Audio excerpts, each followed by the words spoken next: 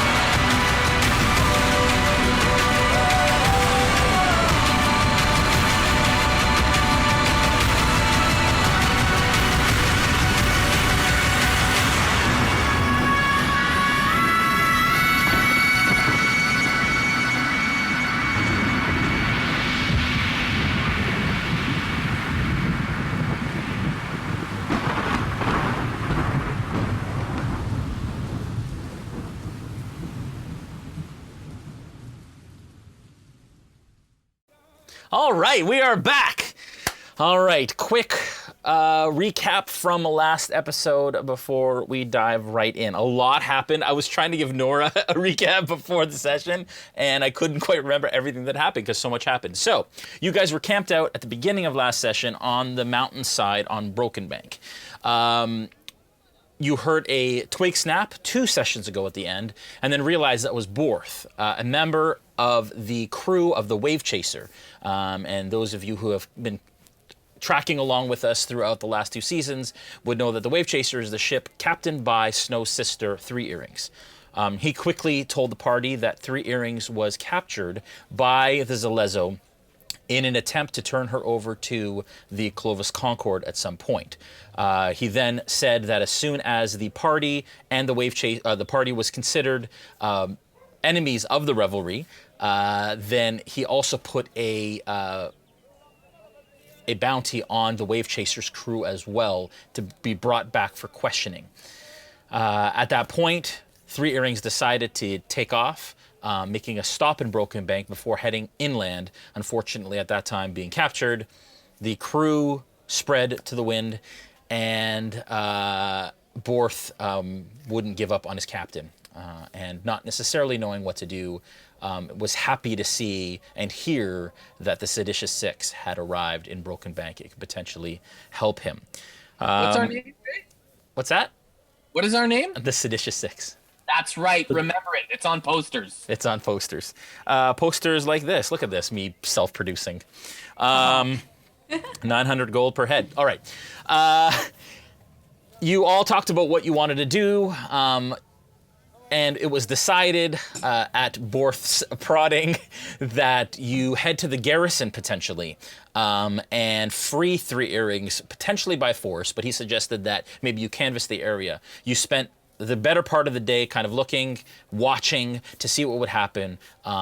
During that time, Borth spent some time in the Finagled Fin, the local seedy tavern, and found out that there was a gentleman who said he needed the ledger from the portcollar's bookkeeper in order to potentially blackmail him. And if so, would give money and so on. You figured out that potentially you would get that ledger back for yourselves, and then some way deal with the portcollar for 3 earrings life. Plunkrawk disguised himself as the bookkeeper, infiltrated the estate of the portcollar, met the portcollar even though he didn't know at that time, briefly managed to drag a big sack full of books out the front door and to Borth. You then buried the ledger on the edge of the jungle, guarded by Yanil and Cyra, and then you headed back to the portcollar's mansion to try and talk to him. Your plan is to infiltrate the mansion.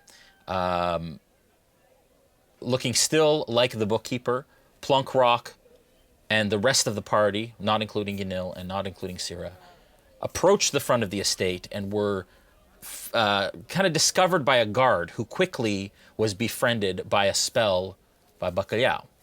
But not before the guard could grab Snow after recognizing him and said that he would, through Bacalhau's prompting as friends, to escort him to the portcollar's estate. Man, there is a lot.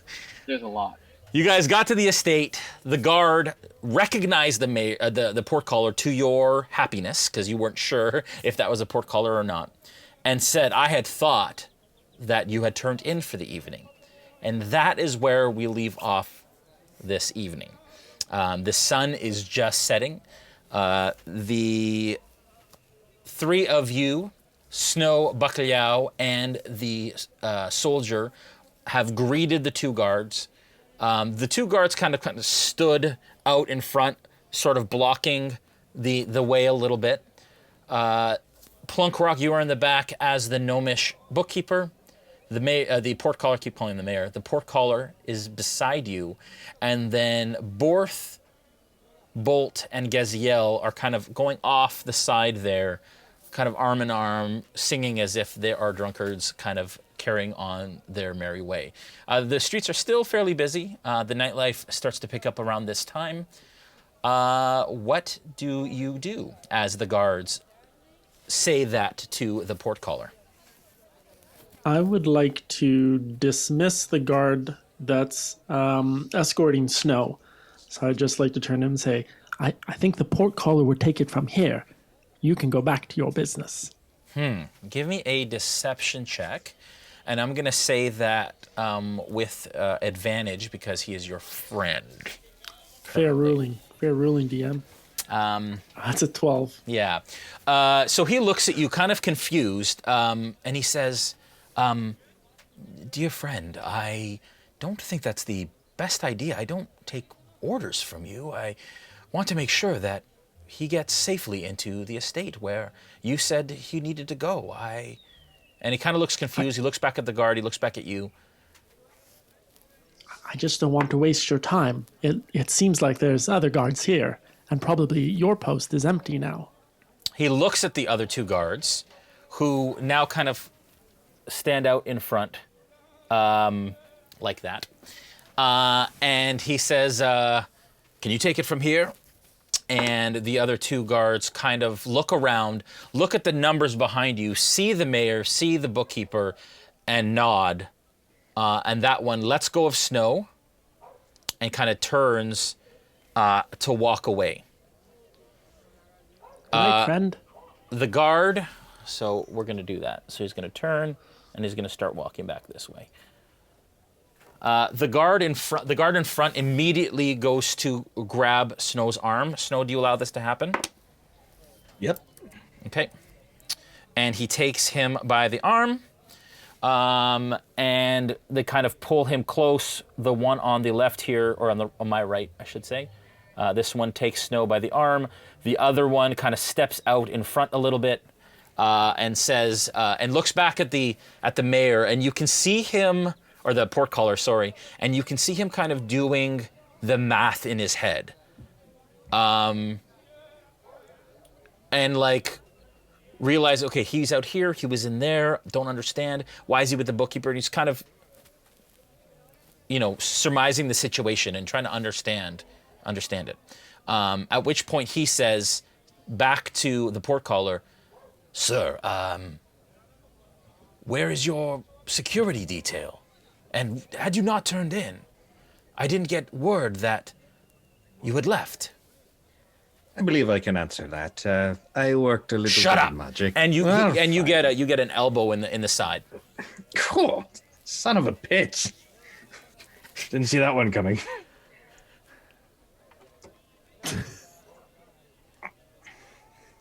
You're muted, Joel. Didn't hear He's any just of that. playing a Kancko. I'm playing a Kancko, yeah. Yeah. So my major image I can speak through, just so you know. Yep. I can carry on conversations. Yep. So I will bluff a voice Yeah. and basically go, well, of course, as you can see, I apprehended along with this guard the seditious one. So, okay, hang on. So, just so you remember, he had a bit of a kind of a Spanish Marquesian accent. Okay, good. Right. Which you I heard remember. because he spoke to you briefly. So He did. I'm gonna give you another chance to kind of give it a go. So as you can tell, my friend, I have made right here the apprehension that you could not do yourselves. So if you could just let us in, please, and we will go up to the top floor where these prisoners belong. Okay. Give me I'm gonna say a deception check. I would say with advantage because of your major image, but I think you have disadvantage also because he doesn't have his guards. He was in the house before, so it's gonna be a straight Persuasion check? Deception check. Deception? Yeah. Okay. That should work. This should work. So that is a dirty 20. Okay. All right. Just for the record, that's a 10 plus 10. So Nice. horrible roll, but Okay. So the guard on the left says, "Yes, of course, portcaller, please come through." As he kind of stands aside to let you in. The other one that's holding Snow grabs Snow. Fortunately, he rolled a natural 20. Grabs Snow into the center, kind of turns him around and draws his scimitar. And he says, "Something is not right here." And he looks back at the other guard, at the other soldier. I'm going to use my chronal shift and force him to re-roll that natural 20. Okay. yes, you will. Okay. You hold out your hand, as usual, in that Doctor Strange sort of manner, and you begin to turn back time slightly as he re-rolls that perception check. Oh, it's cocked. Oh, Okay. As time begins to back up, and you can see him kind of physically move back to where he was, to the moment after Plunk said what he said through the major image, and you see his face change, and he kind of looks, and he doesn't move. He doesn't make the same movement that he did just previously. But he does look at the other guard, and he calls him close to him. So he's still standing over here, has Snow, and the guard, who says the same thing that he did, So does the other guard have to re-roll too, or it's just the one person? It's just one. Okay. And he calls the guard over so that they can have a little conversation. Hushed conversation. So, can we assume at this point that... I guess I want to say, I would like to assume, as the performer, that my performance just worked. Can we walk in now? Give me a perception. Give me an insight check. Okay. 14? Okay. With a 14, you can tell that they seem to have understood, but they're having a discussion about something. So for the most part, yes, they believed you, but they're discussing it for a moment. And the one guard turns around, and the other guard turns and walks towards the estate. So this guard turns like this, and he begins to walk back. Okay, I think we should just follow him in.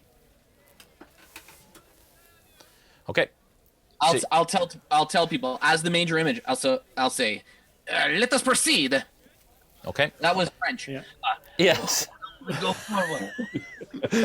Okay. So I'll just we'll just kind of like shuffle together and move forward. Okay, so you're gonna kind of turn around like this, and you're gonna walk through the major. You're gonna make the major image walk through. Is that right? No.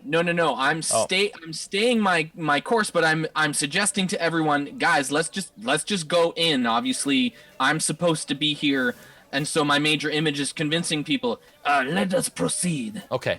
All right.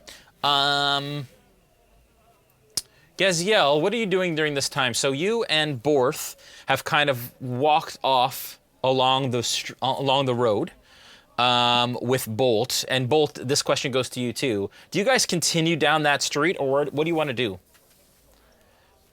Ideally, I feel like I would like to see the fence. I'd like to, because I'm little and I seem smaller than the little fence that's surrounding the gate. I'd like to just go and peer through the gate to make sure everything seems like it's going okay. Okay, so you kind of want to like come around and kind of stop at the corner and do this? Yeah, just out of sight of the guards, obviously. Okay, give me a hide check, so just roll a stealth for me. Okay. Bolt, what do you want to do? I'll continue along with Borth. Okay. And we're still trying to keep up the sort of inconspicuous drunkard. As he starts to laugh and he kind of grabs you and you guys kind of continue down the street. Mm-hmm. Okay. So many alcohols. All right. So I got a 5 for stealth. Okay. All right. Not ideal. Okay, not great. And again, you're having a hard time, obviously, with your armor, but you get to the point where you kind of look up. Can you give me a perception check, Gaziel, please? Okay. Mm-hmm. Oh, natural 20 plus a 1. So 21. Natural 20. All right. With that natural 20, immediately you see that there are two silhouettes on the roof. Silhouetted by the sunset, and you see that they're holding crossbows from this distance. They're not training it on anyone, but they are walking back and forth on the roof, kind of watching and guarding. So right now you see 2 guards in the front that you saw. One has left and gone back into the estate.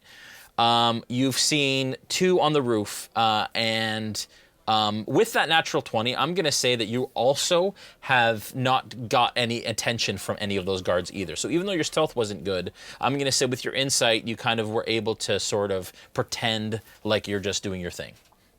Okay. And do I hear anything? I don't hear anything? Any of the hushed conversation? You hear the noises of the usual kind of Broken Bank Street all around you. Okay.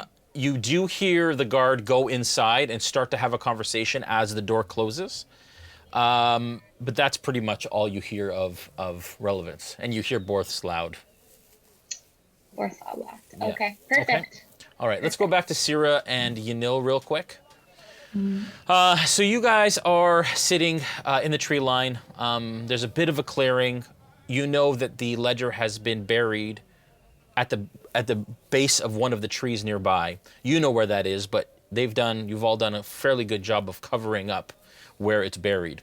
You know that you're supposed to kind of be waiting until they come back, hopefully. What do you do, if anything? I'll say to Yanil, our friends have been gone for quite some time, and it's beginning to worry me. Is there a way that you can sense their safety? Unfortunately, not from this distance. I wish I could. Would you think it wise to perhaps get closer and see if you can sense that?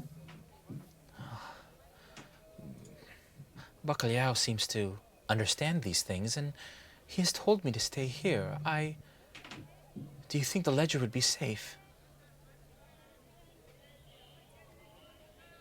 Well, I think seeing as how it's hidden and we're really the only ones who know that it's here, I think above all else I would protect you over the ledger. And so if we were to check on our friends, I don't know if I'd want to leave you here alone.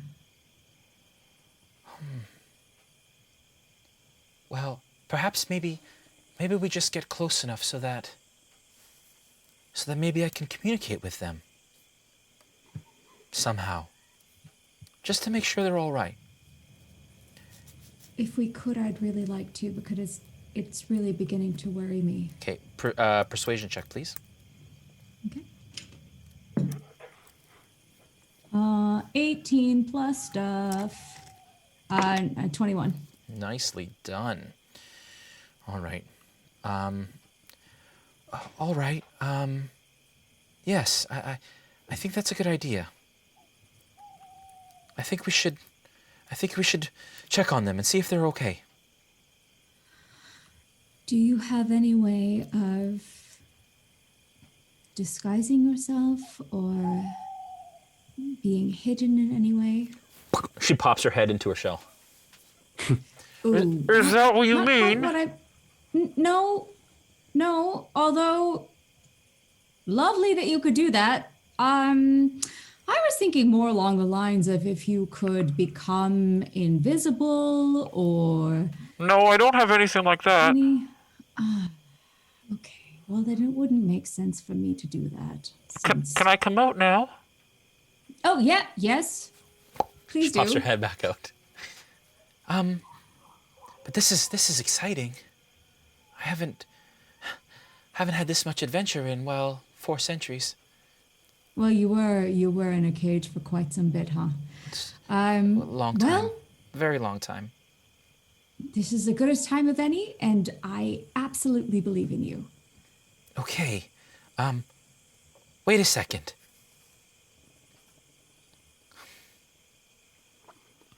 If you really think they're not okay,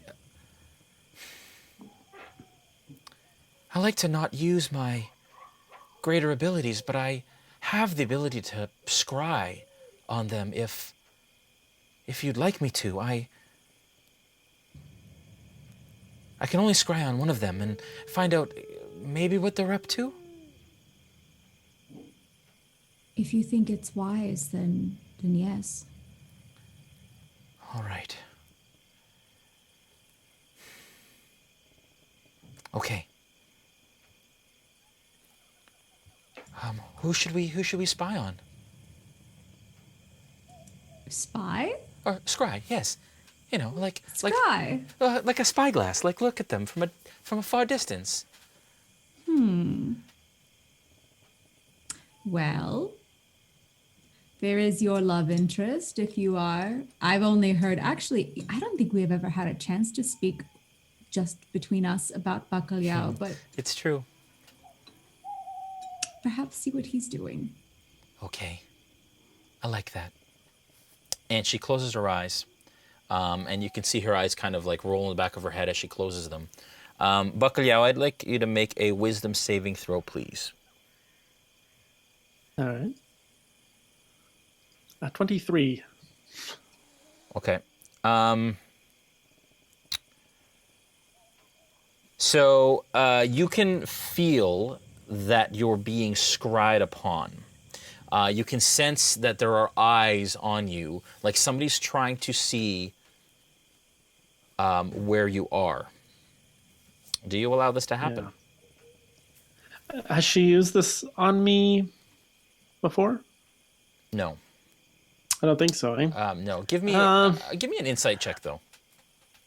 Yeah. 17? Yeah. With a 17, you don't feel like it's necessarily bad or intrusive to the point where you wouldn't want it done. You feel like it's a friendly, much like when she's been in your mind and you get the sense that it is, in fact, her. That same sort of feeling. Okay.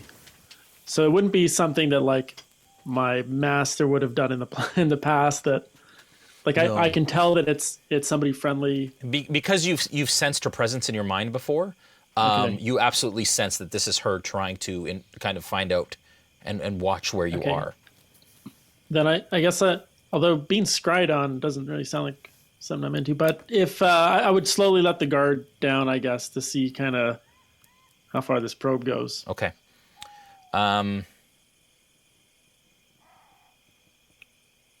So, and you can see on your end, Cyra, that she begins to kind of focus and kind of goes into a bit of a trance. And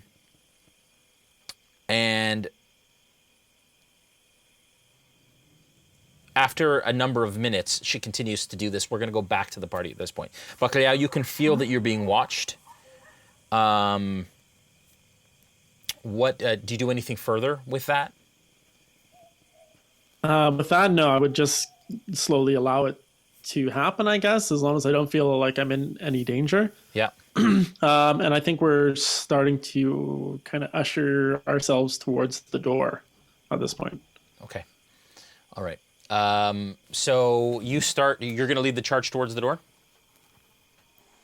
Well, I don't know if I'll go that far. I think Plunk was kind of in the lead as the guard. No, he's not the guard. He's the bookkeeper. So the major bookkeeper, image, sorry. the illusion, the major image just said, well, go ahead. And nobody's moved yet. So do you go ahead? Yeah, and as we walk towards the door, I want to very softly communicate to Plunk, and just say it would probably be best if the portcaller only saw you first, and not a big image of himself, just to not freak him out right away. He can't reply to me, so I'll just leave it at that. Yeah. Okay. Yeah, you're muted again, Joel. How is that possible? Yeah, I'll acknowledge him. But at the same time, just so everyone's aware, I'm both in the front and at the back. So when, as the portcaller, I said, let's move ahead, that was Plunk going, I want to go ahead, right? Yeah. Okay. Yeah. Okay. So you're so as the bookkeeper, you're gonna I just need to know who's going in first. I'll go in first as the bookkeeper. Okay. Okay.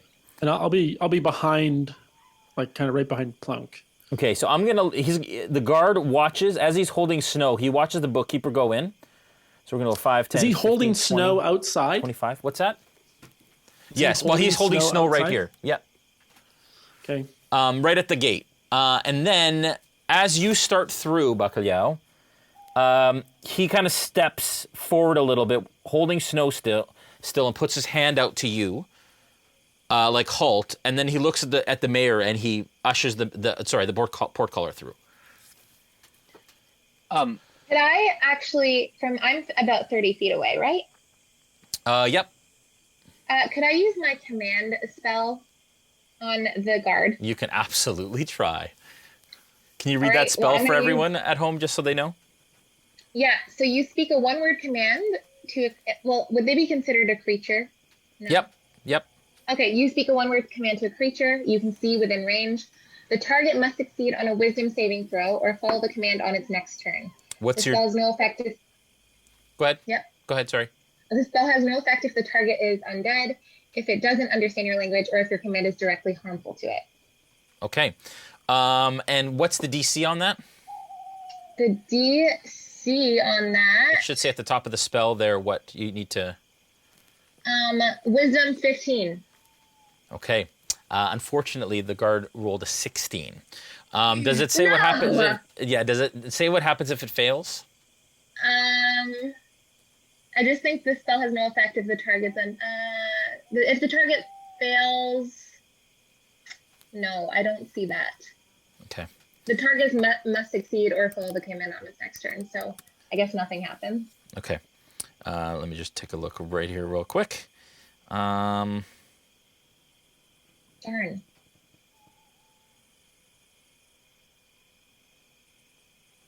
Yeah.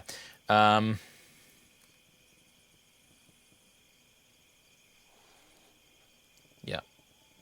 Okay. Yeah, unfortunately, and you see kind of, for a moment, Bacalhau, you see the guard kind of like look off the distance and then kind of shake it off and continue looking in your direction. Hey, Jake. Yeah. I'm assuming we're not in kind of an initiative order here.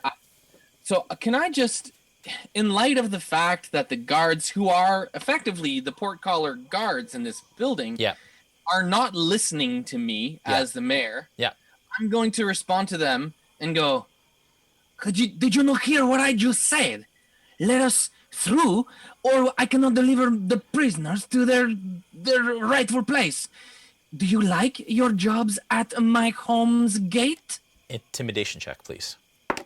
And I'd like to point at the guard and say, I think you should listen to him. And at the same time, cast True Strike on him. Okay.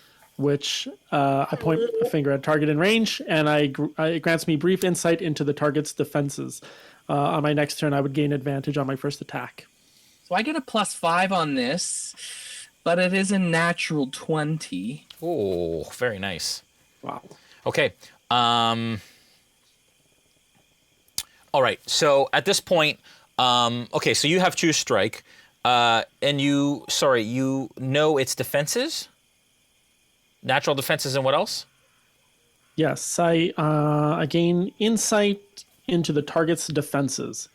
Okay. On my next turn, I would get advantage on my first attack if that were to happen. Yeah, so and you start to kind of see, and almost like you get almost visions of it in combat and things that you've seen, as if you're getting thoughts and ideas about how it moves, what its tactics are, and those start to kind of play in your mind. Plunk, with that command, he kind of like snaps out of it a little bit and snaps to, and he says, "What should I do with the tabaxi?" As he holds Snow. They're all my prisoners. Let us go forward.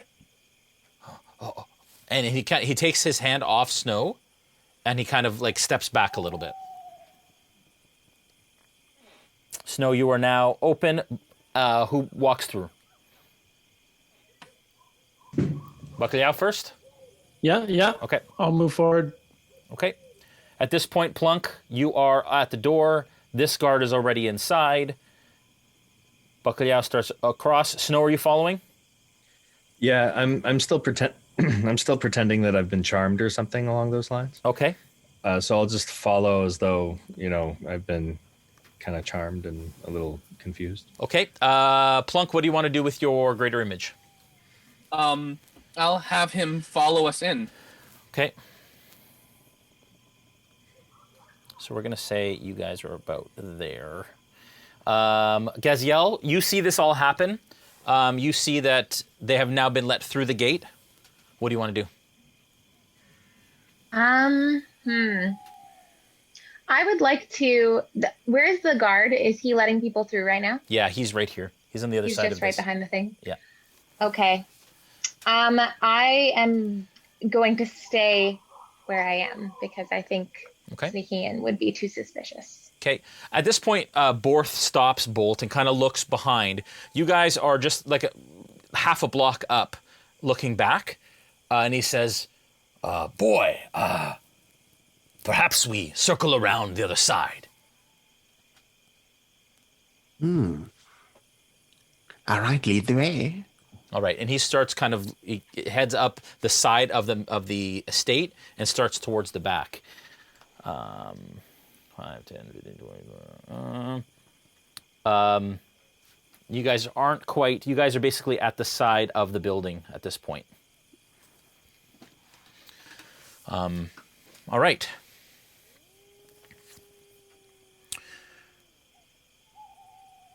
Back at camp, Cyra, Yanil kind of comes out of her trance, and she says, "They're heading inside.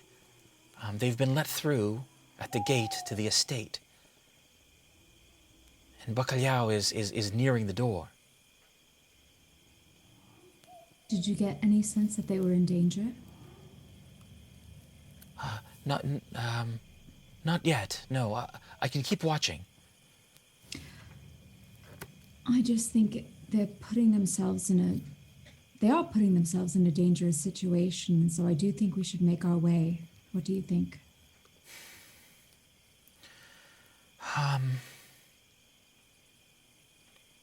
Well, should maybe we watch for a little bit and see what happens?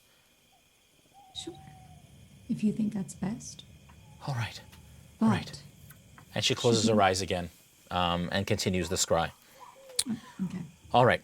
Jason, actually, Yep. Jason, I'm allowed to use, so with spell slots, my first spell slot I have 4, and with my second I have 2, right? So Yep. I can use all 6? Yep. Okay, so I'm actually going to try to do a command with my first level spell slot with the guard again, so that I could follow them through. Okay. All right. So you want to do a command to that guard? He has to do a wisdom saving throw. Okay. He has failed this time. What is your command? I'm just going to say, halt, sir, and then I'm just going to follow the group in. Okay. And you can see he kind of like snaps to attention, kind of right where he is, does not move. 5, 10, 5. Okay. That was your action, so you get to that distance as they start to move in. Awesome. You also look up and you see that the 2 guards are watching this happen, but the guards have kind of let it happen. All right? Can you see Gaziel there, Jay? She wasn't stealthing, so you hear footsteps. If you look back, you see that she's behind you. You've come up right to the door here at this point, Plunk. Yep. As the bookkeeper. You're right at the doorway. Okay. I'm going to say, Bacalhau, you're right behind. Are you stacked up just like that, guys? I think so, yeah. Okay. Can I look back and say, Portcaller, you're missing one of your prisoners. She's supposed to come with us. And having heard this as Plunk, I look back to Gaziel and I make the major image go, of course, what are you doing? Get back in line. Okay. And so are you just going to wait for her to catch up or continue through? Yep. Okay. You all stop. Gaziel, you have a chance to step up. At this point, give me a perception check. Bacalhau and Plunk, please.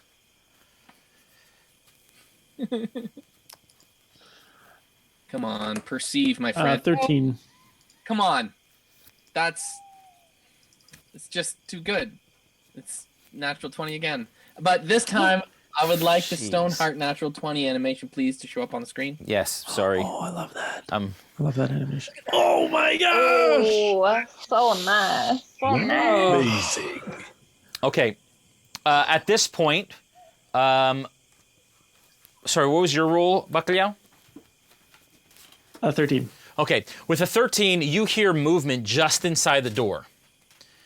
Plunk, with that natural 20, I'm going to say that not only do you hear footsteps, you hear the footsteps of multiple people. You think potentially 3.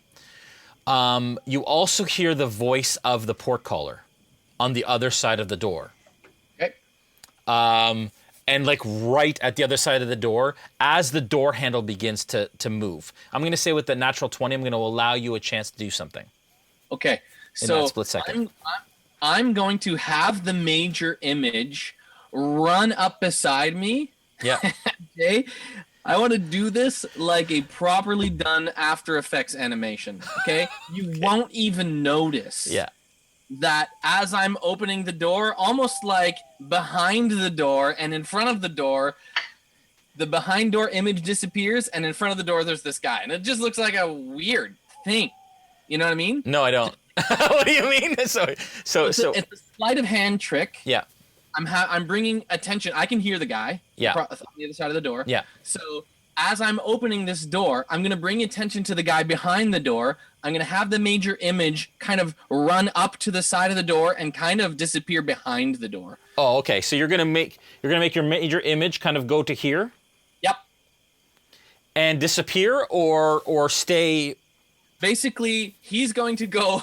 It's going to look like he walked through the door. That's what I want it to look like. You want him to be on the inside of the place, Oh, I like see. So you're beside trying the to get real it so anybody outside looks like the portcaller has gone in That's right. and is now standing inside to That's anyone right. outside. Yep. Okay. All right. guy. So you're gonna have two portcallers inside arguing over who's real. Well, one's going to disappear as soon as he hits the door. Like as soon as the major Okay. door, Okay. he's gone. Got it. So yeah. So you have kind of the portcaller kind of excuse me, go into here as it opens. Okay. Got it. All right. Okay. Give me a give me an Arcana check for that. I'm going to say I'm not going to roll in that 20 on this for some reason. You've been so kind. So Arcana check is a 4. Okay. All right. So, you're trying to get unfortunately, the major image kind of like moves through a couple people as it's kind of shuffling forward. You're Right. trying to get it to walk around, but nobody else kind of knows what you were doing at this point. So you kind of like, intersects like a bad video game with objects on its way up. But goes through. So you're not totally sure. Okay. I just rolled the guy as soon as he's through. Yeah, and you hear a bit of a inside as the doors swing open. Okay. Or swing in, sorry, okay? Oh, jeez. I just totally. All right. As they swing open, you see that there are 2 guards and the portcaller just inside the door. I would like to point to the portcaller and cast Fast Friends. Okay. Yes. Wisdom saving throw? 14. That's it. Oh, my friend. And he like, you can see he's alarmed by the situation and what's happening in his front, and then he kind of calms a little bit. Still alarmed, still with his back up, but looks straight at you, and he says, "You look familiar.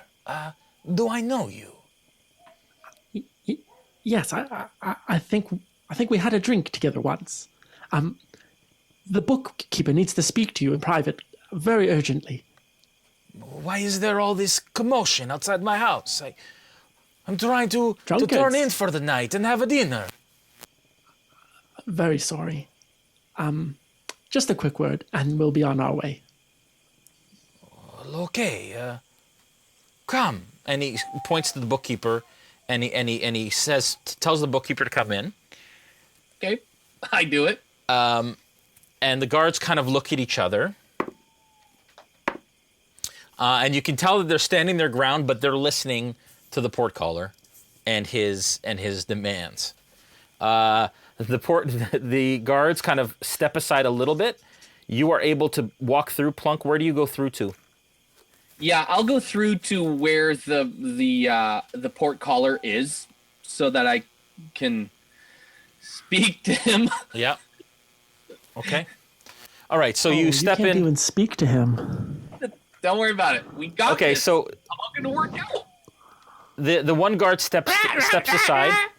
Are you going to come Nothing is in around? here. Are you going to come around the portcaller? It's hard to see because here. You know what? I'm gonna warlock tiles. I'm just gonna pull this off, so we can reveal the front here. Can we kind of see what's going on there now? I'll take Yeah, the front door off as kind of. well. There. Okay. Can you see that? All right, so you step in, and you're in front of the portcullis at this point because this guard has kind of moved to the side of the door to allow you in. Okay. So you're now standing in front of him. I'll point at my throat and go, and I'm gonna pull out a piece of parchment and write on it. And on that parchment, quickly write, "My throat is terribly sore, but here are the prisoners that we were looking for," and hand him a note. Okay. All right. As you kind of write it, he's patient, looks down. I'm going to give you a deception check with advantage because you were in the estate earlier and said you had a sore throat. Yep. Bacalhau, while he's doing that, what do you do? I would like to again point to one of the guards and say, "You could be my friend too," and cast True Strike. Okay. And you're casting True Strike on which guard? Either one. Does one seem more intimidating than the other? This one here seems a bit more confused as to what's going on. And he's standing his ground and kind of looking around more than the other one is. So is the other one just not confused because he's okay with us, or because he's just not questioning the portcullis okay as much. So the one that's questioning it a bit more is the one I'll point to. Okay. All right. And same thing. You start to get kind of a vision and images in your head of fighting tactics and all that kind of stuff. Okay. Are you just going to stay where you are? If there's room to step in, like just inside the door. Yep. There is. I'd like to do that. Just room just inside the door. At this point, the door is now blocked by you. Would they let me go like another 5 feet in, or are they stopping me from coming in? You can't right now because you could pass through Plunk's space and go past them if you want to here. Yeah. Just to free up some space, like we're all friends in a foyer of the home. Okay. Snow, at this point, you are out here by the fountain still. Orange ring. Hero forge. Right. Well, yeah, I would be moving in because I'm supposed to be going along with this charade that I'm a prisoner, right? Yeah. So I'll continue to act like I've been charmed in some way. Just, along for the ride. The guard, as you approach the door, the guard kind of looks back quickly at the portcollar and says, "The rest of them too?" And the portcollar looks at Bacalhau, looks at the bookkeeper, and then looks at Snow and says, "That is enough for now. Let us have some words, and we will be back to them. But keep an eye on this one." Yes. Okay, Jay. The little one can stay outside. No, the little one's inside. He said he said the bookkeeper's okay, but to Snow, he's saying he needs to stay outside. Where's Gaziel? Gaziel is still trailing behind. Gaziel, what do you do at this point? You see, as you're kind of approaching, you see one of them hold their hand out to Snow and stop at the doorway. Could I still proceed as if I hadn't seen it? I'm just gonna go like just walk. Yep. Keep walking. Maybe right under his arm because he's a little higher than me. Yeah, sure. So you kind of step in beside Snow, and they kind of stop you. And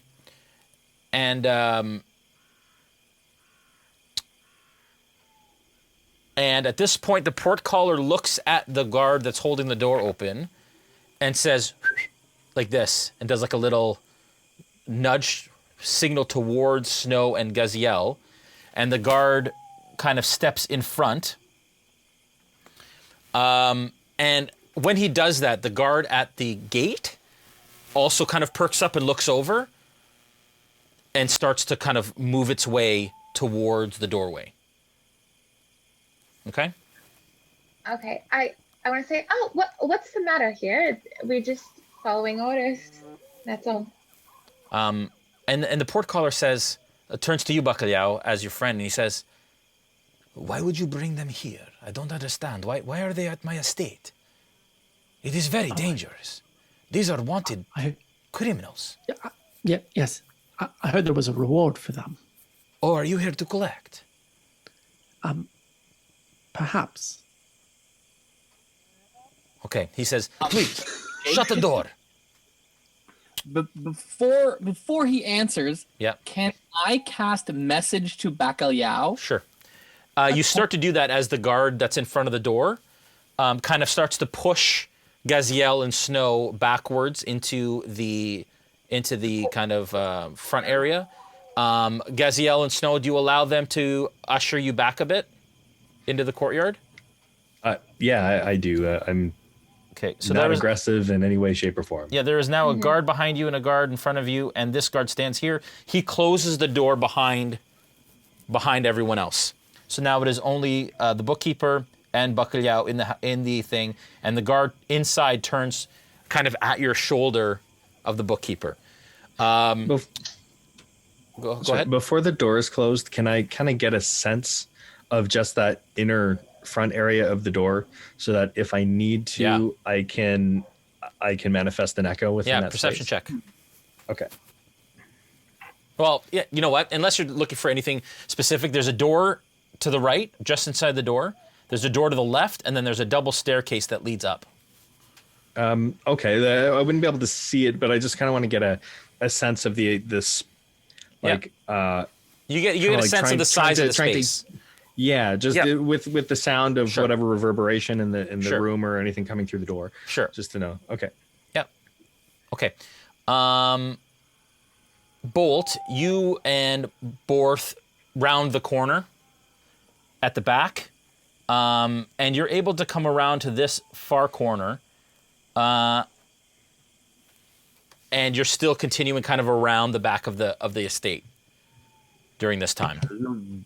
Window or anything, right? There is a window, so you do come to a window kind of halfway, and looking in, it's a dark room, and the glass is kind of like muddled, like medieval glass, so it's hard to see through because there's no light in it. But if you give me a perception check, I'll let you know if you see anything inside. Okay. 10. Okay, with a 10, it's hard to see. It just looks like a dark room, not very large. On the end, you do see light coming under a door, it appears. Okay, then I'll just keep continuing. Okay, so you guys will continue on to where I said you were. Okay, so you're basically... Nothing on this side quite yet. You're at the back of the building, and Borth is moving stealthily, so you're moving kind of at half speed, which is why it's taking you a while to get to the far back. Back to Cyra and Yanil. Yanil, you can hear her say,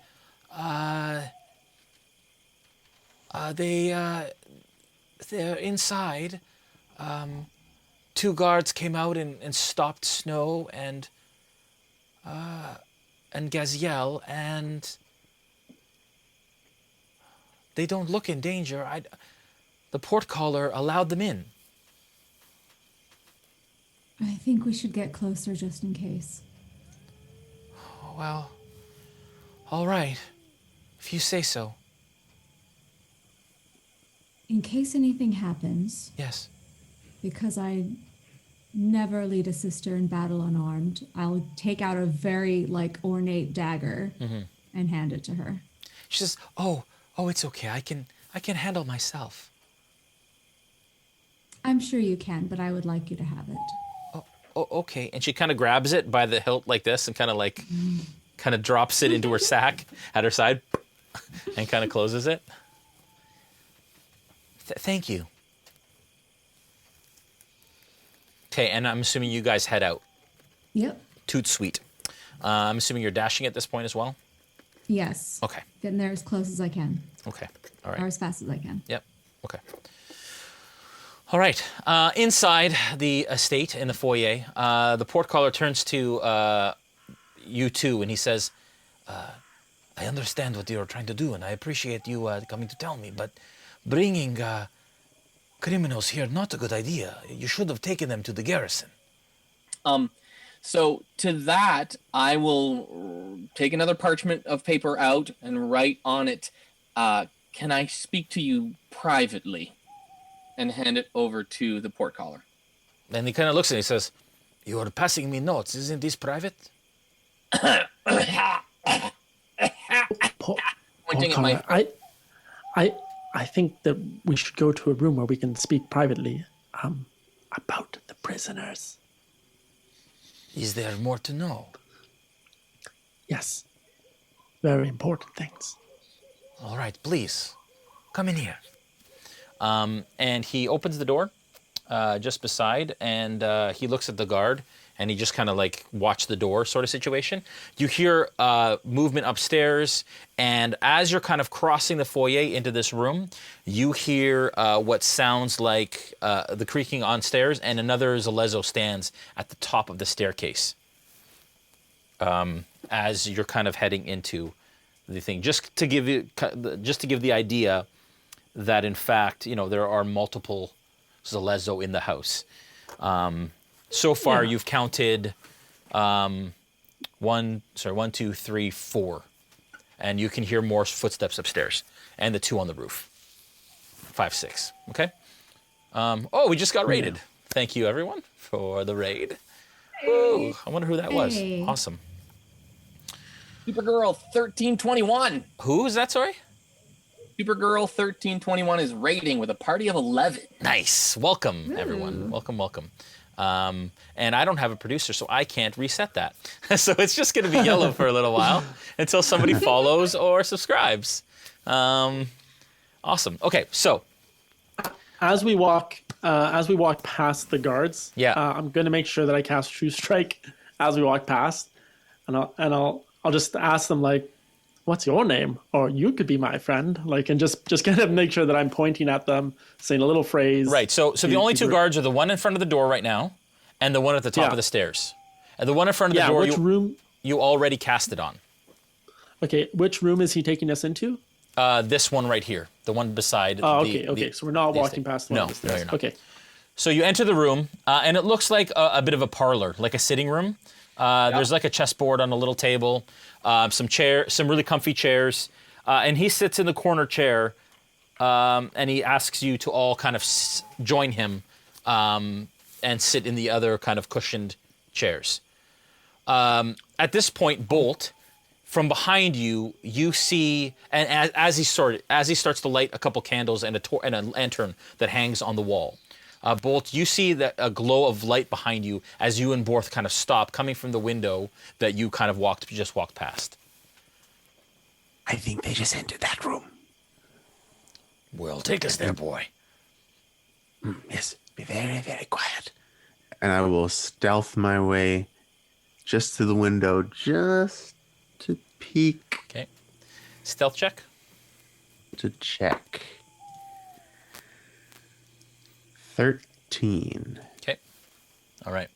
And you don't have disadvantage because of the type of armor it is, right? Right. Okay. It cancels out. Okay, so you come around the corner and you look in and you see that there's a well-dressed gentleman that looked just like the mirror image that Plunk created, who is walking around lighting lanterns, and the bookkeeper and Bacalhau have just sat across from him in 2 cushioned chairs. And Borth still stands at the next corner over. He says, "Tell me what's going on, boy." Shh. They've just sat down to chat. I think this is when they're going to make the proposition to the portcaller. This is a very pivotal moment. Is it time to fight yet? Not if they play their role correctly. We will not have to fight at all. All right. That's a lot of pressure. Okay. All right. Back to Bacalhau and the bookkeeper. I had prepared a message to send into Bacalhau's brain. Yep. That message comes across as a whisper that you know is from me, that says something like, "Somehow we'll have to subdue this portcaller." And you can message back to me without... I can? Yeah, you can. One time. Okay. I don't think subduing him is going to help him free the prisoner. Mr. Portcaller. One sec. Sorry, Joel. Did you dissipate your major image? Yeah, right when the door opened. Okay. Yeah. Right. Okay. Got it. Right. Sorry. Go on. My old friend. Where do I begin? I would really like to turn in the delicious 6 to you for the reward, but I'm afraid that you have one of their companions held as a prisoner, and they'd like her to be released, and then they'd return to give themselves in, and I would, as your friend, make sure of it. But there's more. There's a ledger that contains some evidence of your shenanigans, and they seem to have procured it and hidden it. And so if you free their friend 3 earrings, I will make sure they all return and you get your book back before it is given to somebody with ill intent. He looks at the bookkeeper. He says, "How did this happen?" At which point, Sorry. Give me a persuasion check, Bacalhau. And Plunk, go ahead. What were you gonna say? yeah. At this point, I'm going to. This is my last first level spell. I'm going to cast Message into the portcaller's mind. Damn it. This is not going to work. And tell him, persuade him to say, this is the only way that I could make sure your information was safe in the ledger. And then point at my throat again and go, sigh. Okay. And his eyes kind of squint and go and look at you as he kind of gets this message. He looks back at Bacalhau and he says, "Let me get this straight. So you want me to let one of my prisoners go? A captain who is worth 30,000 gold because I want to take somebody else in. Is it a trade? I don't understand. Why don't we just take them all?" Well, I think the key issue is the ledger, which will be made public to everybody, and will expose you for your fraudulent behavior. Yes. Now, if you release 3 earrings, the book will never be seen again. We could, in fact, tell you where it is. But if you don't release her, I think this would probably destroy your future and your family and your children's futures. And that would be worse. Okay.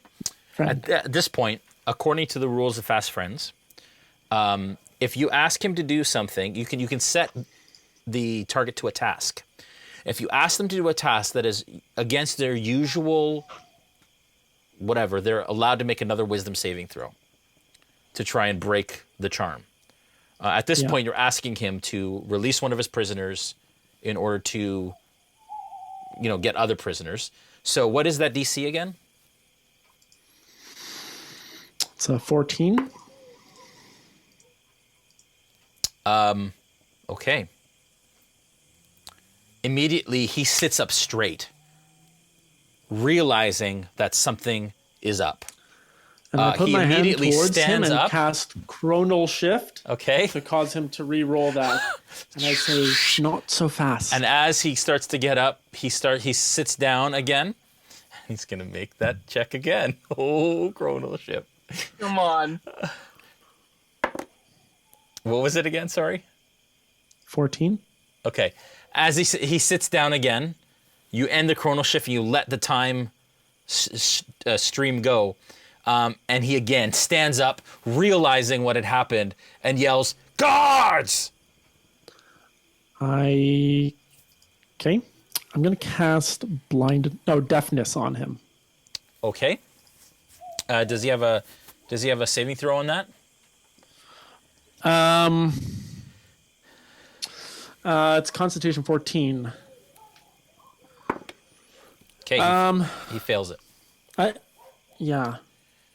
It's blindness or deafness. I guess I said deafness, right?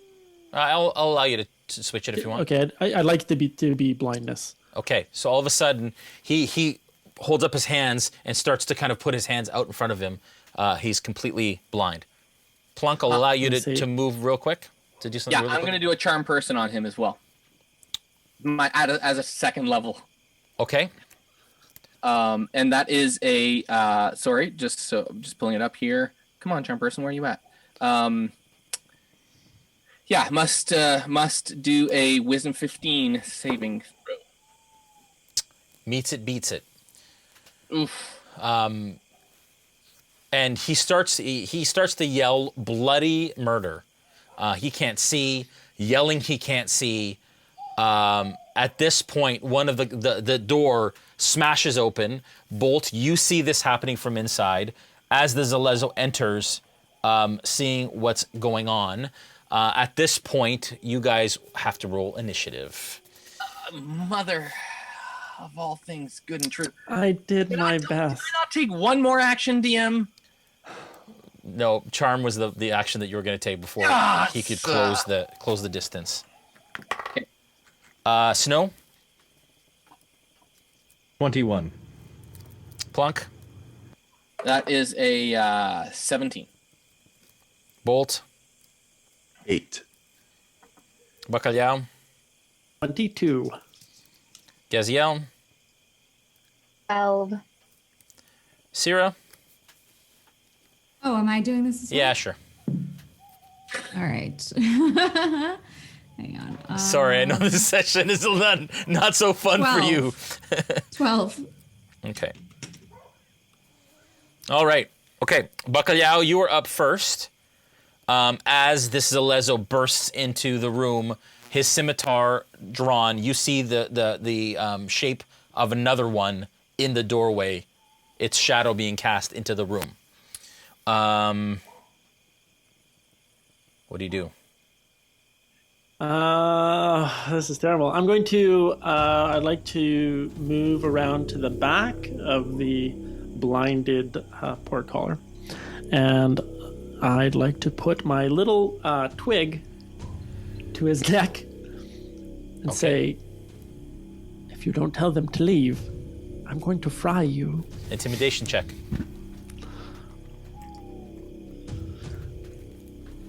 I wonder if he knows what that means. 14. Holding a twig. Now, is that my action? I mean, I moved and I spoke. I'd like to hold my action to fry him. Okay, you're ready in action to fry him if he refuses to comply. Okay. Now, he rolled a natural 20 for his insight. So he absolutely believes that you're capable of doing this. I'm going to say that is the result of this natural 20. Yeah. And he says, okay, what do you want? And he puts his hands out. Stop, everybody, stop, halt. And that is his response to it. You're readying your action. Snow, give me a perception check, please.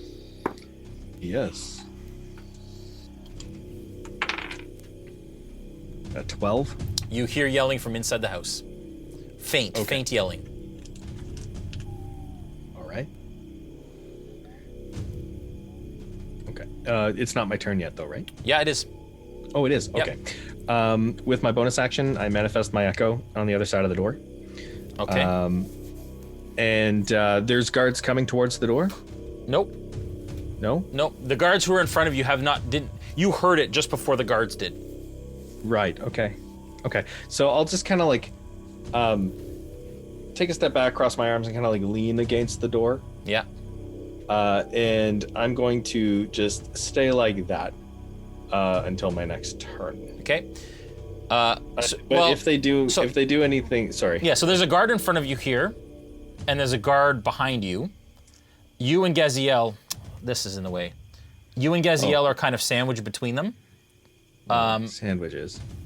As a Lezo sandwich, as you kind of stand there. So there's a guard right in front of the door. For you to get to the door, you'd have to go through the guard. I see. Okay, so that's awkward. Yeah, okay, I'm just gonna keep being nonchalant, and as the yelling is happening, I'm just gonna yawn really loudly to try and cover it up so that they don't hear it. It's like, Okay. Cats do sometimes. Okay, fair enough. yeah. Okay, is that your really turn? big stretch and yawn. That's my turn. Yeah, I have a plan for my next turn, but yeah. You arch your back while you do it like a cat. Oh yeah, totally. Like tail straightening out, my ears flattened back. You know, like the whole deal. I like it. Whole deal. Okay. And sorry, what is the intention of that? Oh, to be really loud and cover up the sound of the yelling from inside so Okay. that they don't hear it. Okay. Then I heard it before they did, so I'm gonna just drown it out. All right. So I rolled a disadvantage for them. They seem to kind of just be waiting. They didn't hear it. In that moment. Okay. The soldiers that burst into the room, they stop with their hands on their scimitars. One comes around and stands here, and one stands right at the door. But right now they're holding, and they're not quite sure what to do. Scimitars out, in a battle stance, as you kind of both stand.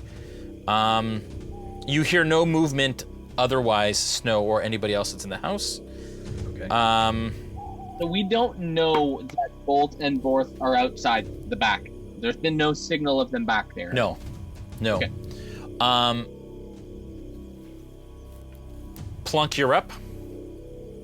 Yeah. You're standing I'm- right here now. Oh, you're right there in the room. Yeah, cool. I'm going to shoot. I'm going to suggest to Back that we take him out through the window. Like I'll point at the window, knock on it, and try to open it up. Okay. All right. Okay. And as you kind of back up behind, they don't move. You kind of step in behind. You stand on the chair that exists. Actually, I'm gonna come up a bit more here. And whiz kids, the windows actually come out of these. What? So there's a little latch on it inside, and you're able to open it up. And as you do that, you see Bolt looking around the corner. And Bolt, obviously you watched all this happen. You haven't been able to react yet as you see kind of the window begin to open, okay? All right. Cyra, you guys are still continuing. Unfortunately, time is now slowed down, so it's going to take some more time to get to where you need to get to. But I apologize, Noura. All right, Gaziel. Fine. Sorry, go ahead. No, I said it's fine. Okay. Cyra, you're up. I'm sorry, Gaziel, you're up. Perception check, please. Perception check. 1 second. D&D Beyond helps me do my math. And I'm a 13. Okay. With a 13, you hear Snow yawn beside you, but you don't hear anything else that happens. The guards are still standing there. You imagine they're still having a conversation inside. Okay. Okay. All right.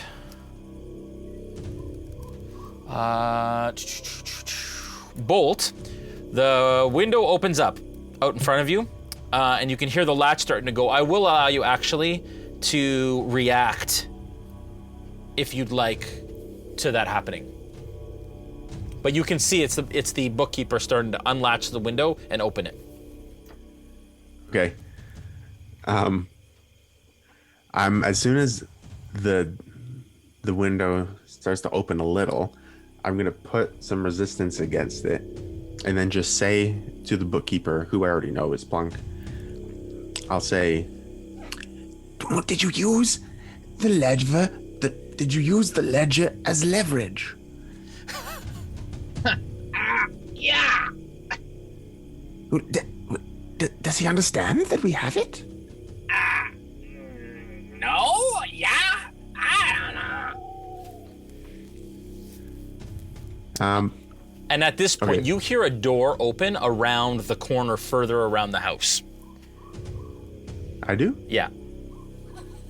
Like an exterior door? Yeah. Okay, I'll look over to see what. You can't. Who's coming? It's around the corner. You can't actually see it from this vantage. But Oh, you okay. heard. But you heard it. I'll still say to Plunk, just get him to stop all of this. We have the leverage. We can convince him to do what we want. Okay. All right, Bacalhau, you're back up. Oh boy. So I'll say into his ear, we just want to talk. Tell them to close the door. Otherwise, well, you know. Will you tell them? Yeah, close the door. Close it. And this one steps in and closes the door behind him. So now the door is closed, okay. and there's two Zalezo in the room. I'll seat the portcaller Okay. because he's blind, and keeping my little twig kind of touching him so he knows that it's pointed at him. I'll say, do you want your guards to know your secrets? Or should they leave the room?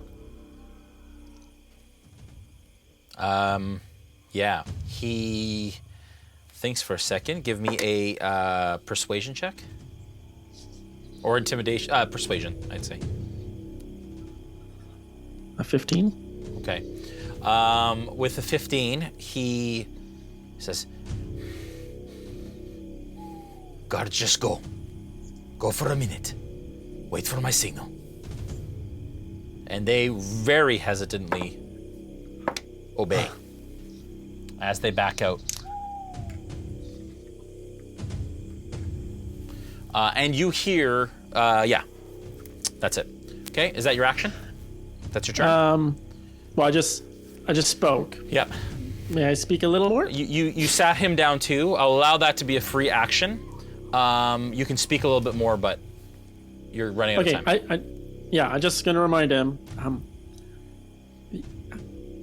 We have the ledger. Even if you get us here now, there are more of us, and it will be released. I suggest you comply with us, so this doesn't go badly for everybody. What would you have me do? That's it. You must free 3 earrings, and then we will give you the ledger.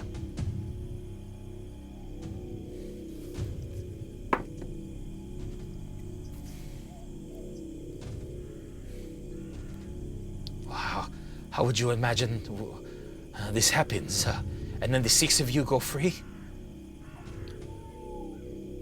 Well, yes. We will leave now, and we will wait for 3 earrings. Where?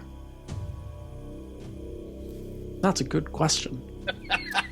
Back to Snow. Give me 6 seconds to think about it. Snow, it is otherwise quiet in the estate at this point. What would you like to do? All right. Now, I cannot sense anything through my echo. But now that those two have come out into the front foyer, do they see the echo? They kind of, oh, you know what? They haven't come out yet. Because their turn hasn't come, but the portcaller had told them to. It all kind of happens at the same time. So they're kind of in the midst of, you see the door open, let's just say, at this point. Okay, so I know that door has opened. Yeah. Just sensing it. Yeah. Blindside or whatever. And okay. Can your echo see? This one, let's see. This echo cannot. Okay. So he senses the door opening. Okay. I have no idea about that though. Maybe. Yeah, no, I wouldn't have been able to communicate anything with them to be able to knock to tell me. You can't sense through your echo though. Not until level 7. So. But how do you know how to attack with it if you can't sense through it? Well, I can. That's a good question. I think it has its own senses, and it can attack on its turn instead of me. But I don't know exactly all of the details between that. Okay. So, yeah. Interestingly enough, there must be some sort of connection in some way, but I don't know how it works. We can probably decide on that at some point. Okay. But I'm going to keep it where it is. Having heard or sensed that a door opened within, what I was going to do, I'm not going to do. I'm just going to stay here and strike up a conversation with the guards. And so, how long have you been doing this? Well, some time now. I've been here in Broken Bank, 3 months, I believe. The other one's like, I was here too for some time. Probably about 6 months. Why? Shut up. No, I've been here 1 day, and I can tell you it's very nice. All right, at this point, again, I don't know how your echo, when you can't see it, knows whether or not these guards turn. Because at this point, they come into the foyer, they turn, and they see the echo. It has the same abilities that I have, so it would have the same blind sense and whatnot, as I understand. Okay, I see. So you're just you're using it as as a separate character. Kind of. Okay, yeah. that makes sense, like an animal companion. Okay, so in that case, your echo senses that 2 bodies come into the room, and they approach. Okay. So then, in that case, as they approach, am I able to move my echo then? Or they're is attacking. my turn done? Your turn is done. Okay. Unless you wanted to move your echo prior to them coming back into the foyer. My thinking was that if they came towards the echo would open the door and run out so that they would give chase, and then there would be less protection on the inside. Okay. So your echo turns, it opens the door, and it sees the back of the other soldier that's there. Right, okay. And the soldier in the back sees through and sees the echo, and those ones see outside, and it's just this. So it can't actually move because it's blocked by the soldiers. Mm-hmm. The other soldiers close in. What's the armor class on the echo? 16. Okay, that is enough. And so with only 1 hit point, one of them runs its scimitar through the echo, and poof, it's gone. The door is now open, and they see the back of the guards and the soldiers. Yeah. The one that didn't attack yells out and says to the other Zalezo soldiers, the portcaller is in danger. Take a perimeter. And that is where we're going to take a break for tonight. Oh, no, we're not. Oh, geez, that was really premature. That was really quick. I was on auto. That's funny. All right. That's funny. Fun. Awesome. If you guys enjoy what you're watching, consider following and subscribing on Twitch. If you're watching this on VOD after, make sure that you subscribe and hit the little bell icon. We will do the giveaway for D&D Beyond. We are giving away a Rime of the Frost Maiden digital copy for your D&D Beyond experience. At the end of the show, all you have to do is write Icewind, 1 word in the chat. More than once, you will be disqualified, and we'll make a drawing at the end. Fun, guys. This is all craziness. We'll see what happens when we come back. Okay, you guys go take your break, and we'll be right back.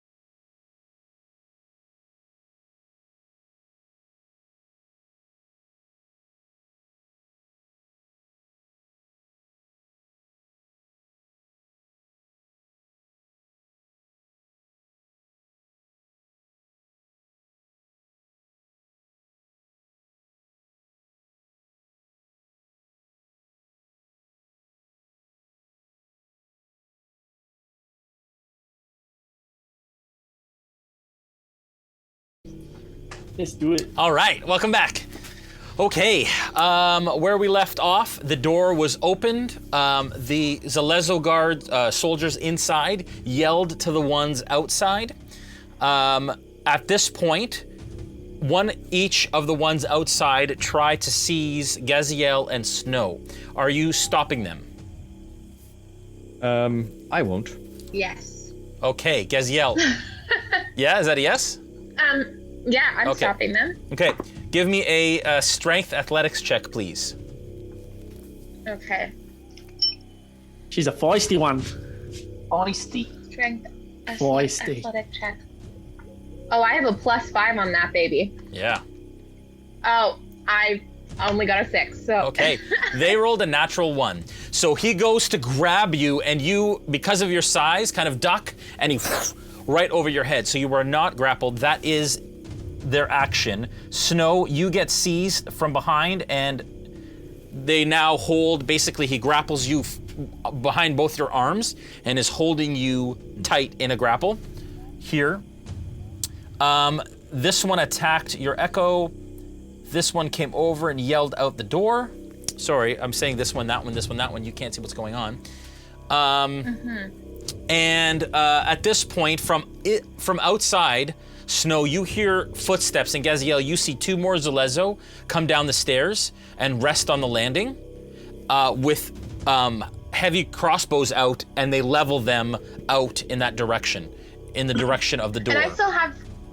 I still have an action, right? Well, no, because your action was to stop the grapple. Don't halflings at a higher level get 2 actions per? To attack. I read that somewhere. 2 attacks, but 2 attacks per action. Yeah, 2 attacks per action. But that's 1 action. You get 2 attacks within 1 action. So your action was to try and break the grapple. Wouldn't Got it, that? okay. Sorry. That would be you go reaction, wouldn't it be? Yeah, sorry, that's your want to say reaction. It's not your turn yet. When your turn comes around, you'll have your action. I'm sorry. Yes. Got it. That's okay. Yeah. I was a little confused too. It's all good. It's all good. I'm learning. Bolt, from behind you, you hear shuffling, and you hear the loose of a heavy crossbow. As it whizzes over Borth's head, he goes, "Whoa," and he kind of looks in the direction of where it came from. And you see it come back from behind the building further from where you were. Obviously, somebody had come around the corner and shot a crossbow bolt at Borth.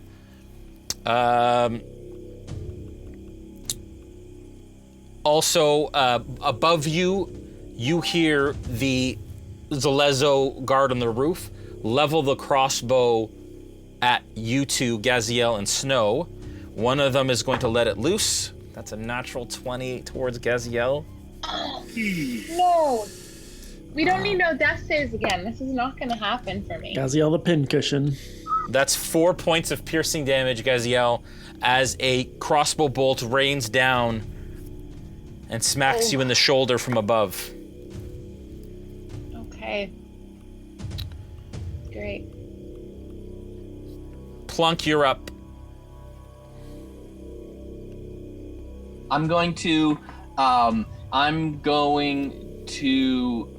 pull, get behind the dude with the portcollar with Bacalhau. Yep. And attempt to pull him out through the window. And as I'm over top of him again, as I did with the previous time I dispelled this particular disguise self, I'll get right up into his face, and then switch back to my To Plunk? Plunkrawk self. Okay. I smack Plunk on the shoulder and say, he can't see right now. He's blinded. Yeah, he's like, Check out. how long does that blind last? It's 1 minute. Okay. So you attempt to drag him out. I'm going to allow it to happen because he's just allowing it to whatever happened Can to I happen. stop him from dragging him? Yeah, sure, if you want to. Because I was like holding him down to the seat. Sure. Plunk's trying to grab him out. Okay. And I want him in the seat. So I guess we're gonna tussle a bit. No, well, you guys Over the decide. blind guy. Plunk, do you allow him to stop you from dragging him out? Like, what do you want to do, Dave? No, not yet. We need to have some words. We don't need him. We need him to let us go.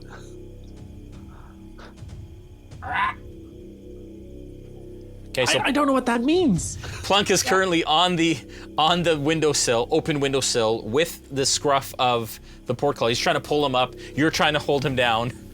Quickly, 6 seconds, guys. Yeah, and I'm just going to be like, all right, and just let him go. Cyra, you're still booking it. Gaziel, you're up. Is there anything you want to do, Cyra, while you're booking it? I mean, how far away am I at this point? Oh gosh, I'm gonna speed things along a bit and say you're about 10 minutes out. You're about halfway. Okay, at this point, no. Yeah, they got into combat and that slows down everything significantly. I am gonna say though, at this point, Yanil turns to you as you're kind of rushing down the street and says, I'm starting to sense them. Are they okay? I don't know yet. A little further. I mean, knowing how we are, I'm always assuming we're in danger, and I just keep running. Okay. Yep, no problem. All right. Okay, Gaziel, you're up. Bolt, you're on deck.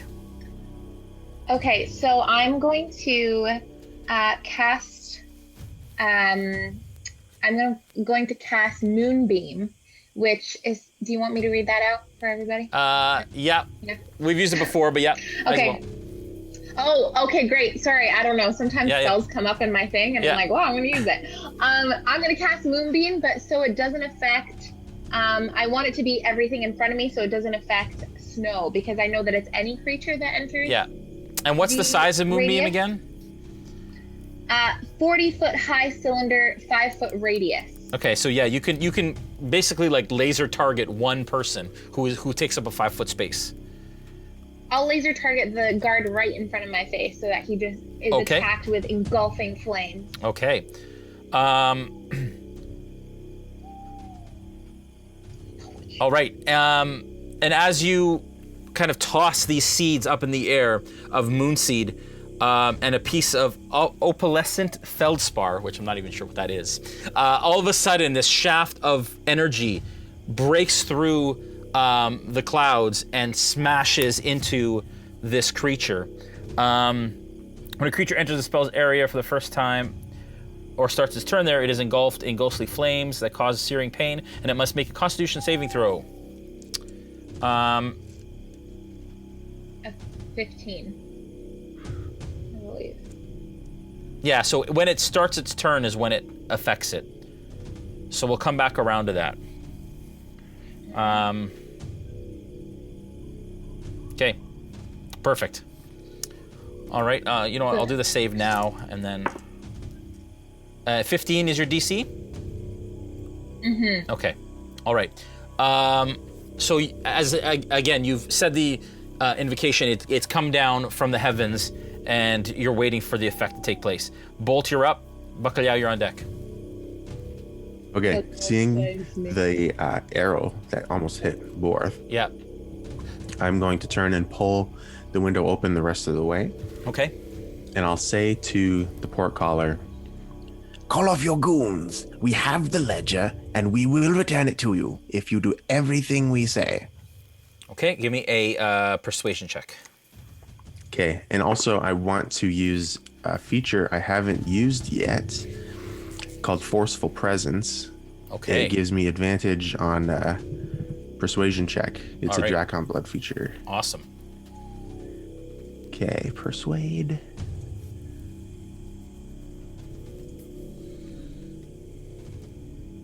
Ooh, good thing I did 22. Okay, the 22, how does that look when that happens? Not that he can see it, but what is it that causes that forceful presence? What occurs? Oh, okay, I'll read it. No, I mean for you. I mean from a roleplay perspective. What happens when Bolt uses that ability? Okay, I'm picturing like the last few words of my sentence trail off in a growl. Yeah. It's like, "We have the ledger, and we're not afraid to use it." Oh, very good. Very good. Okay, he hears this, and you can see he stiffens, and he says, I'll do whatever you want, but at this point, my soldiers, they know what to do. I can't stop it.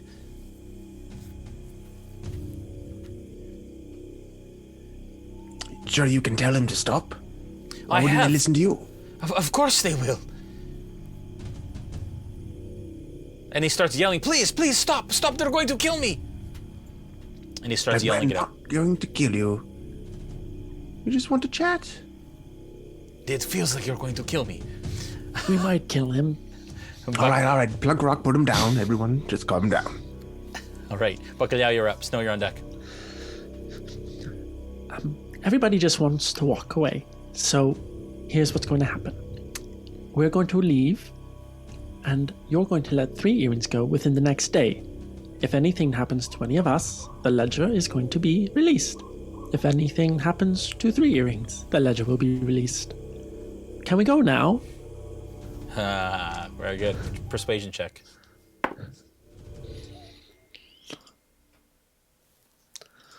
Is there any sort of like, hey, we're all trying to persuade him, add somebody's bonus or anything? I'm just curious. Sorry, say that again? If there's multiple of us trying to persuade him. Yeah, I'll say that you and Bolt can add his persuasion bonus to your roll. I'm there. Can I add my persuasion bonus? No. Okay. What you got, Bolt? +3. Oh, okay, it's a 16. Okay, with a 16, he says, yes, of course, whatever you want. Excellent. Tell them to stop. We're going to go now. And you'll be able to see soon. That'll wear out soon. Don't worry. Okay, all right. So what do you, what's your action in that moment? I've presented him with the opportunity to tell them to stop. Yep. And I'm making my way towards the door. Okay, so you're making your way towards the front door? Yeah, towards the door of the room. Okay, all right. You make it to the door. What do you want to do when you get there? Has he called them off? Has he... Everybody stop! Well, he's already said that. And everybody's leaving the room alone.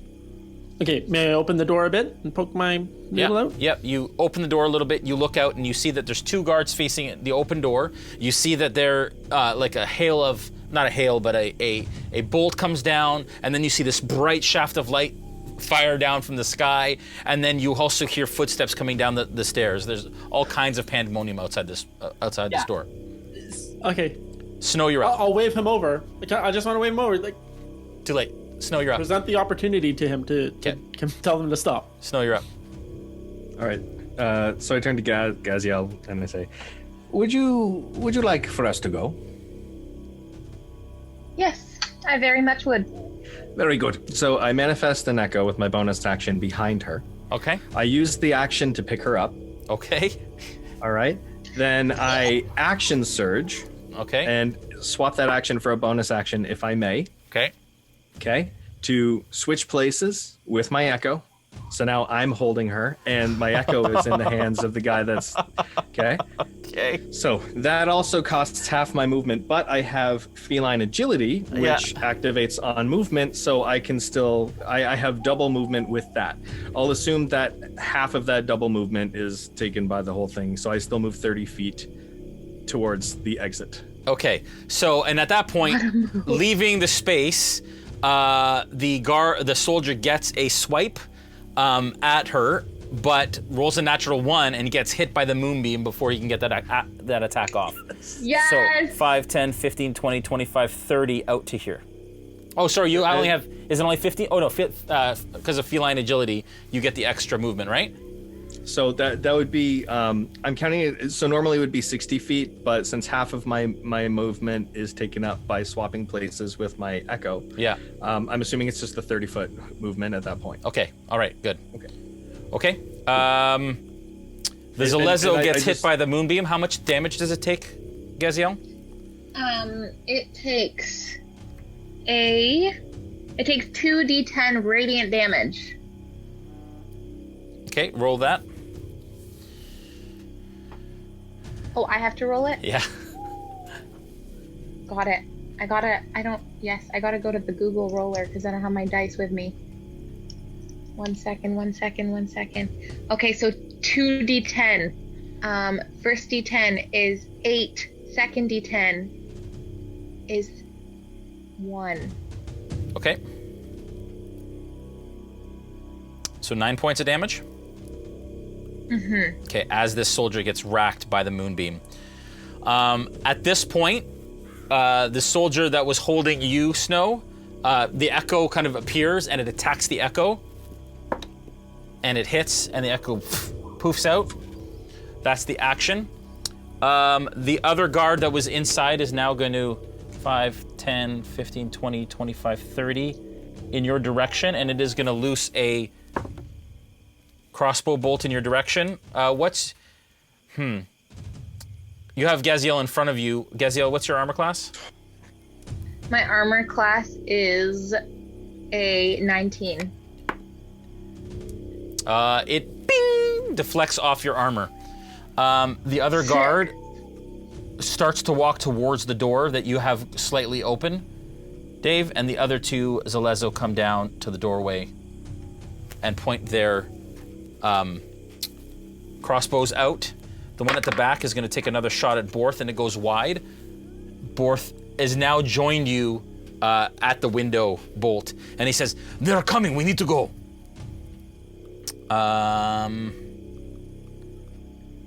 Plunk, you're up. Cyra, you're on deck.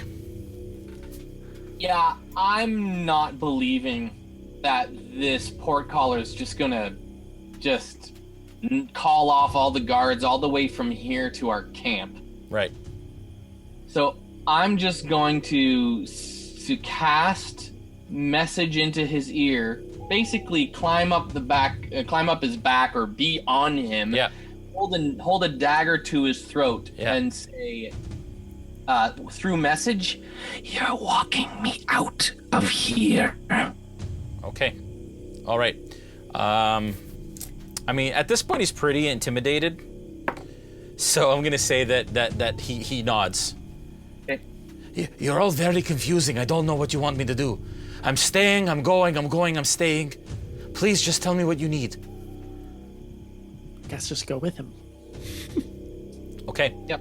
All right. And at that point, do you move out the window, Clonk? With him? Yes. Bacalhau, Yes. do you allow that to happen? Oh yeah, I'm across the room. Okay. Oh, that's right, yeah. Okay. You drag the portcaller out the window. Now you are standing beside Borth at the back of the building, which we can't see on camera right now. Cyra, all of a sudden, from the heavens, about center on the town, you see this shaft of energy shoot down into the center of town. If you can give me an Arcana check on that. All right. Oh God.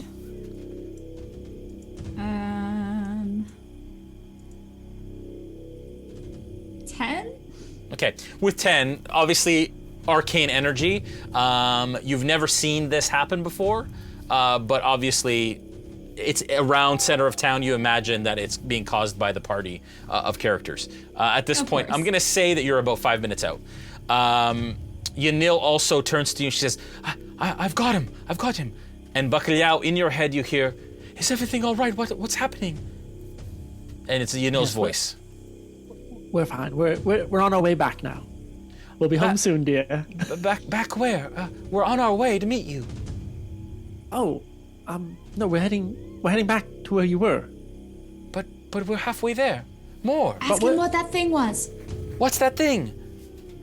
What's what thing? The energy from the sky. Which guy? You haven't seen because we're inside. We're inside. We're okay. We're coming back.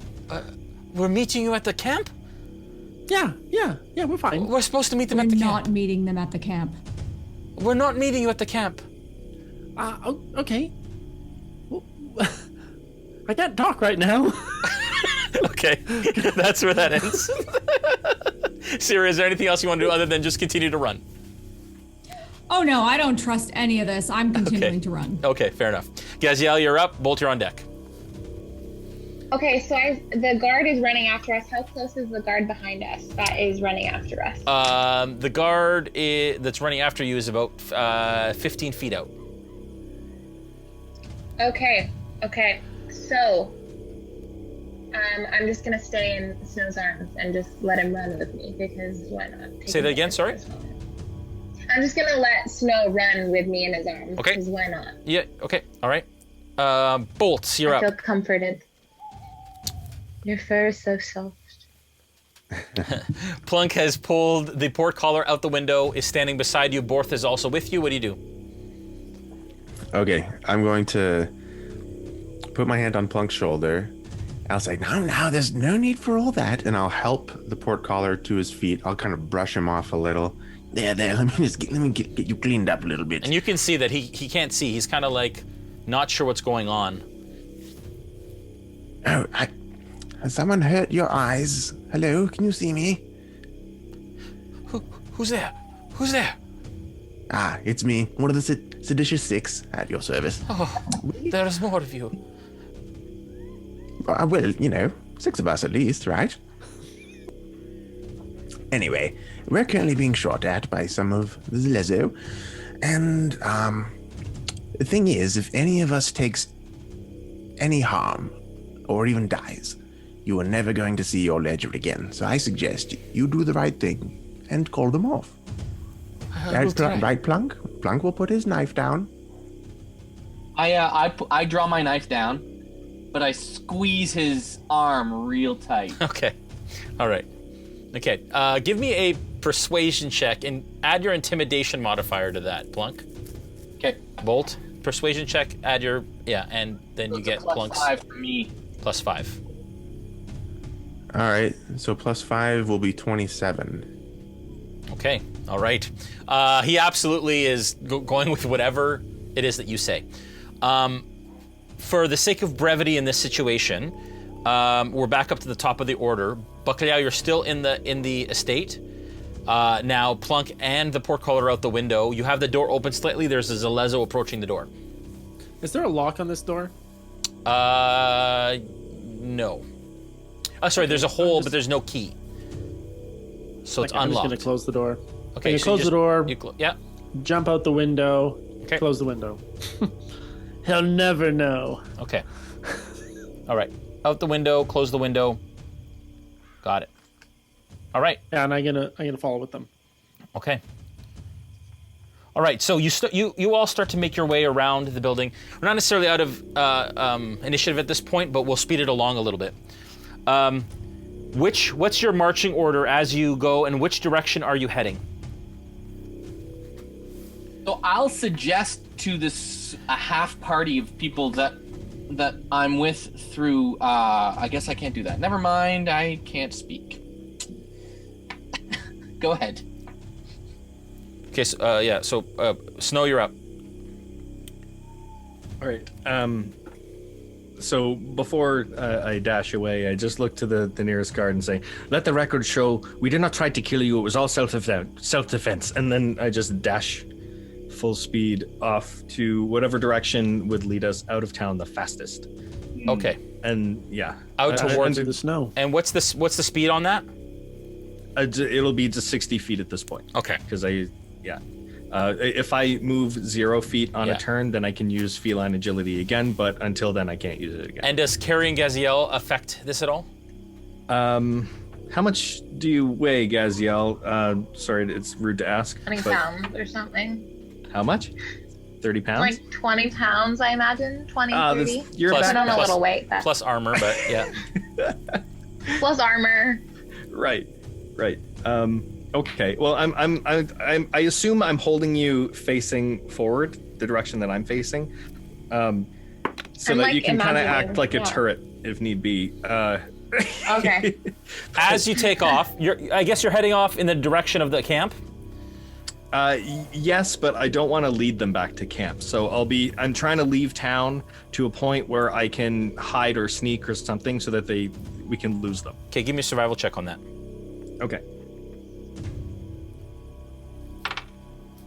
16. Okay.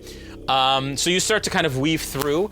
As you're leaving, bolts are kind of raining down from above every once in a while, but you manage to go right around the corner as a couple of them hit the dirt behind you, and you evade them.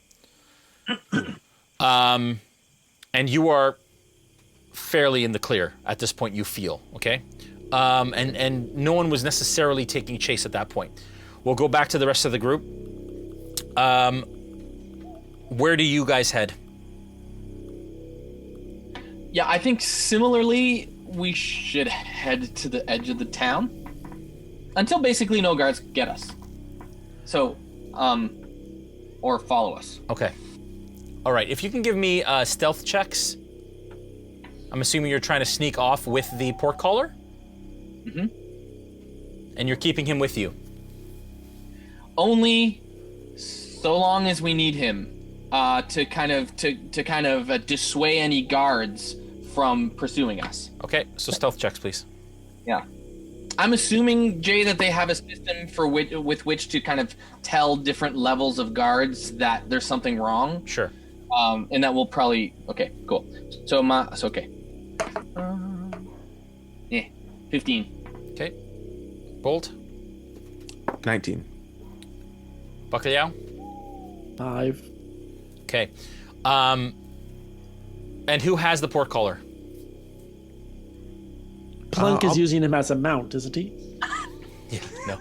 No, I'll walk alongside him, just Okay. with my arm over his shoulder, like we're pals. Okay, so Bolt, you kind of turn, and you manage to get the portcaller away from the estate a little bit. Plunk, you also move quietly. Bacalhau, as you kind of turn to go, one of the guards comes around the corner and takes a shot at you. What's your armor class? Well, I wasn't prepared for that. 17. Okay. It misses, goes over your head. But he yells, "They're leaving out the back! They have the portcaller!" I would like to turn back to him and Yep. cast blindness. Can I do that? Sure you Can I do that at this point? Yeah, you sure you can. Why not? Wait. Yeah, it's your turn. Are we? Oh, excellent. Yeah. So I will point back to him and cast blindness. Okay. Which is Constitution 14. Okay, he fails. And all of a sudden, again, looking around, not able to see anything, and you hear footsteps moving in your direction as you guys head into kind of the back alley and start to weave your way around, attempting to not get found. You hear a bell start to ring where the estate is. And instead of the ding, ding, ding, ding, ding, ding of the earlier bell, it's like a gong. It's a lot louder and a lot, it's just a different tone. And from that, you start to hear bells kind of in the distance, shouts and running. But at this point, you've managed to break off from the estate for the time being. Once you've broken off, what's your plan? Yeah. So I would like to send a message into his head with message. Yep. Trip, and basically say, guarantee our safe passage.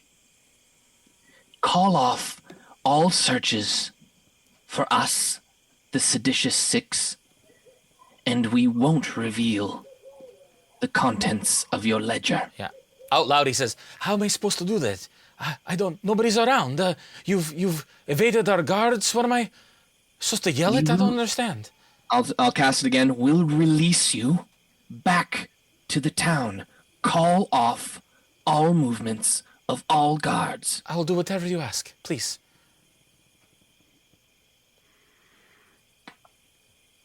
I You think release we need him? to release. He's going to do that. Yes. Yeah, and I relay that. Does it seem like he's saying the truth? Insight It's check. not my turn. Are we still in initiative here? No. I don't know. No, you're not. 11. Okay. With an insight, yeah, you absolutely believe that he's telling the truth. And as you're kind of working your way through town, you see guards kind of pass, and you stop at a corner, and then you kind of run across, and now you've stopped in an area that you feel is somewhat safe. Where around the corner now come Yanil and Cyra, and you guys meet, and you can see, Cyra, that they have a gentleman who is finely dressed, seemingly not kind of disoriented in their grasp. Holding out my dagger at him. Who is this? Why, it's the portcaller. Yeah, sorry. Yeah. This is the man that's going to release your sister? Yes, he's our friend now, and Is he? he's going to release her. Yes, he's going to How do are you everything we've so- asked, and we'll be on our way. How are you so sure of that? We've spent quite a bit of time persuading him. I'm sorry you weren't there for it. Is he leading us to her now? No, he's going to make sure that she's released within the next day. And you trust him? Oh yes, you can strike him if you like, but I'm pretty sure he's going to do it. I'll do whatever you want, please. Please, just let me go. Please. I beg you. Yes. You went through all that trouble and you think that just by releasing him, he's just going to be good to his word? Of course I will, of course. Please. Otherwise, we will be good to our word of distributing the contents of the ledger. I lean in very close to the portcaller. And with Mind Link, I will say to him, you had better be good to your word, because so help me,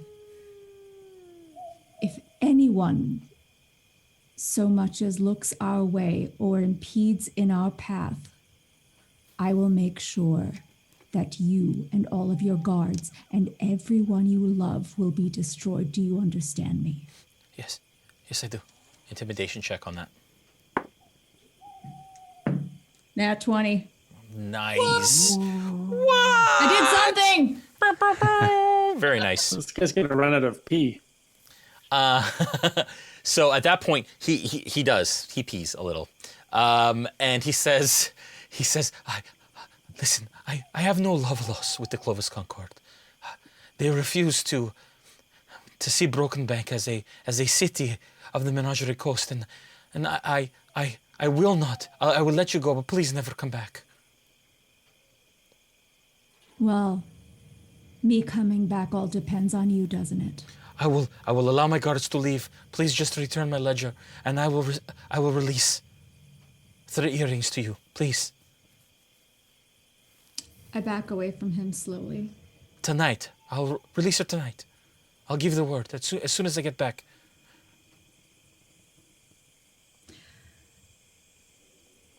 The sooner you leave, the sooner I'll be safe. Once she is released, then you will be safe. I understand. But please, just leave this place. Please. Well, I we'd look like towards to. everyone else. Yeah, I'll nod.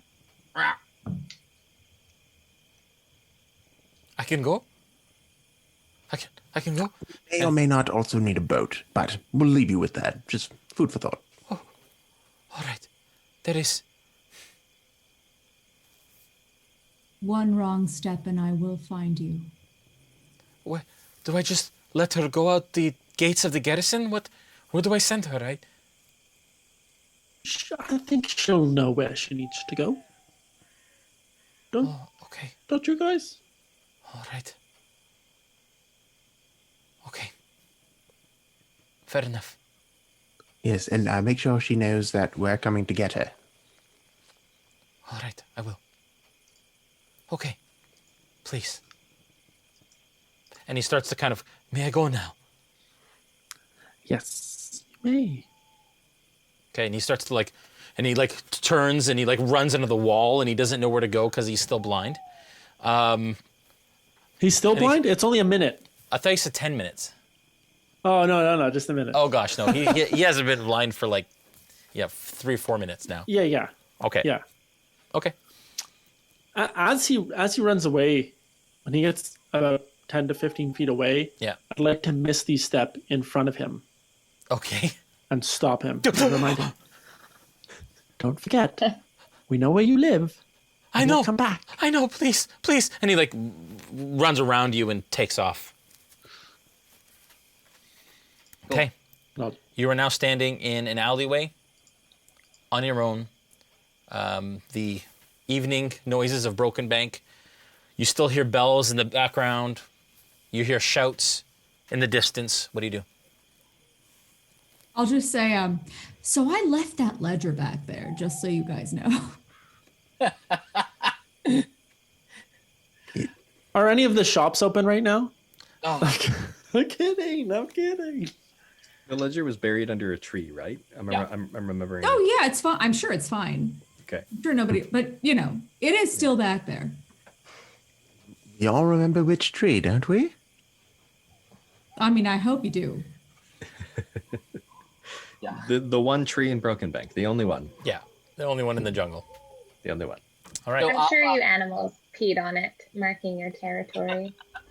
I'll pull on Cyra's cuff again and basically establish mind link with her, or have her establish mind link with me, and go, well, that was interesting. I mean, now we'll go back to the Wave Chaser, which is just offshore, but we'll wait at the skiff for 3 earrings, and then we've got our boat to take us to the gates.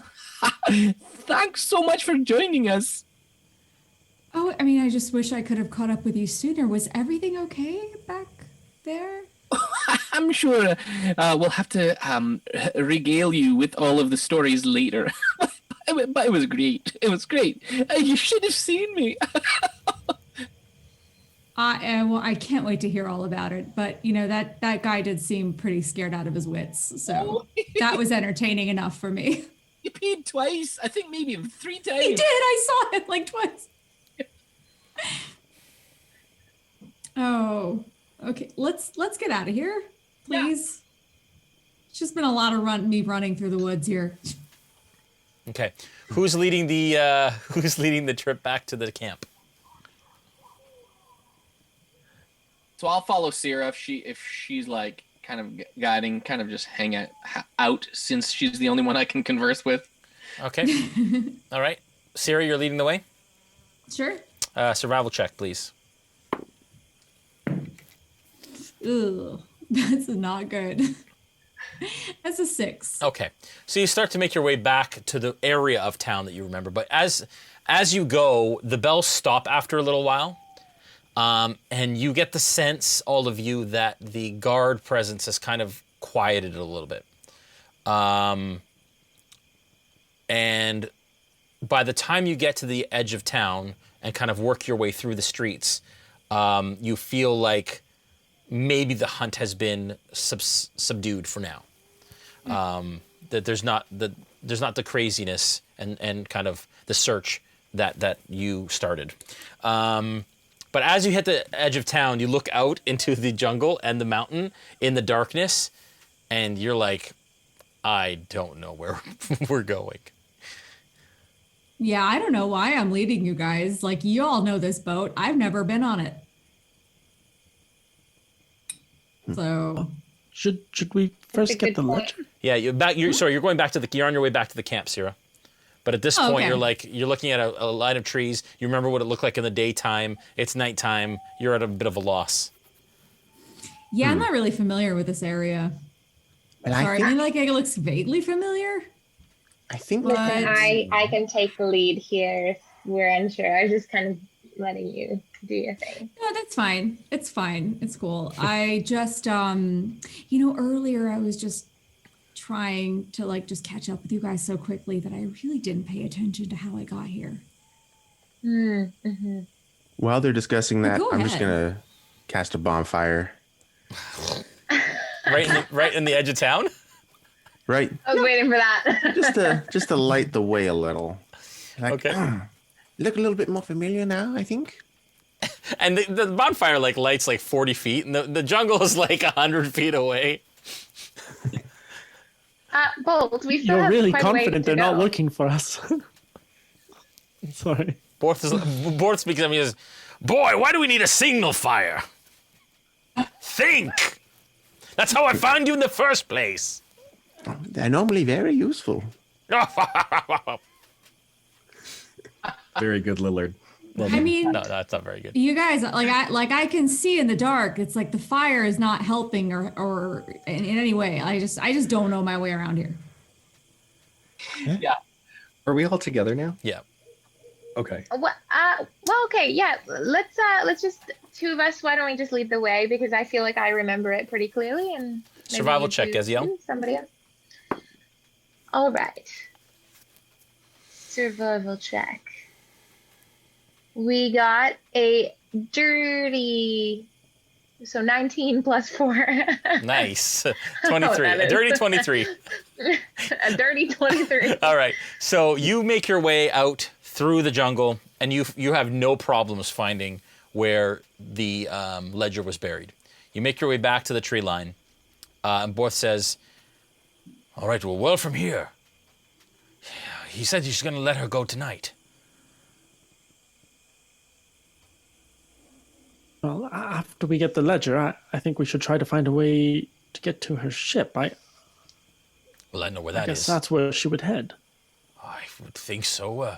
She knows where we hid the boat. I don't know if that's where if she knows that's where she should go. I don't think she'd have any other option, really. I guess not. Is there any way to meet her where she's being released to let her know that we were behind Yes. it so that we could be in on the plan? You should go to the prison and see if you can greet her at the door. She'll be happy. Was that sarcasm back? Oh, yes, I've been working on it. Did I do it right? Well, Oh, almost. you know what? You're not being very Little bit. helpful, so.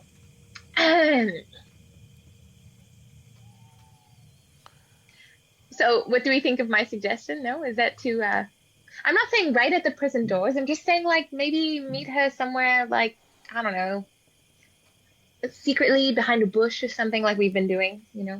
She may even be followed, and if she's followed all the way back to us, that could prove difficult. It'd be safe to assume that she will be followed. And maybe that's the way we give the ledger back. Well, as soon as we give up the ledger, we've given up all our leverage. Well, assuming we are able to get away in time. The question is, do we have enough crew for the wave chaser? How much do we need?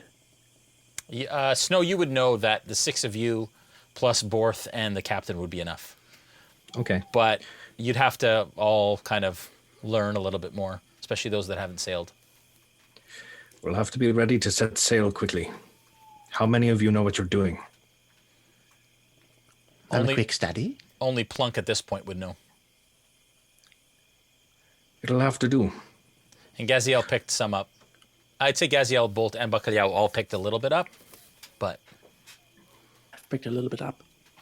Yeah, somewhat. I'm here for the moral support. I have all the faith in all of you. I suppose we should set out, prepare the ship so that once Three Rings gets there, we can make a break very quickly. So we go straight to the ship from here. To the skiff, some will go to the ship and prepare it. The others will wait with the skiff for when she arrives. Then we set sail immediately. Perhaps you can, I don't know, maybe we give the book back, or maybe we send it back in the mail. Well, we can just send a letter back explaining where we hid it. So we need to hide it again.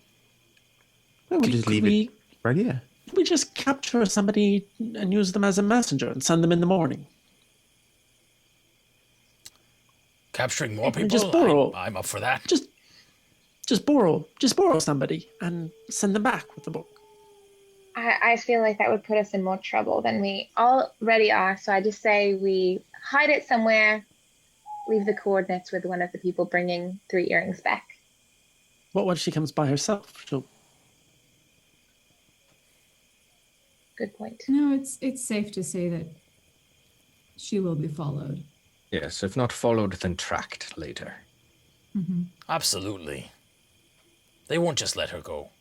Or us. Should we just keep it with us then? Yes, maybe we bury it in the sand and put an X over top.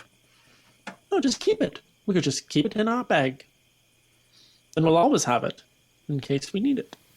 Well, but then if we do get captured, they would just take it from us.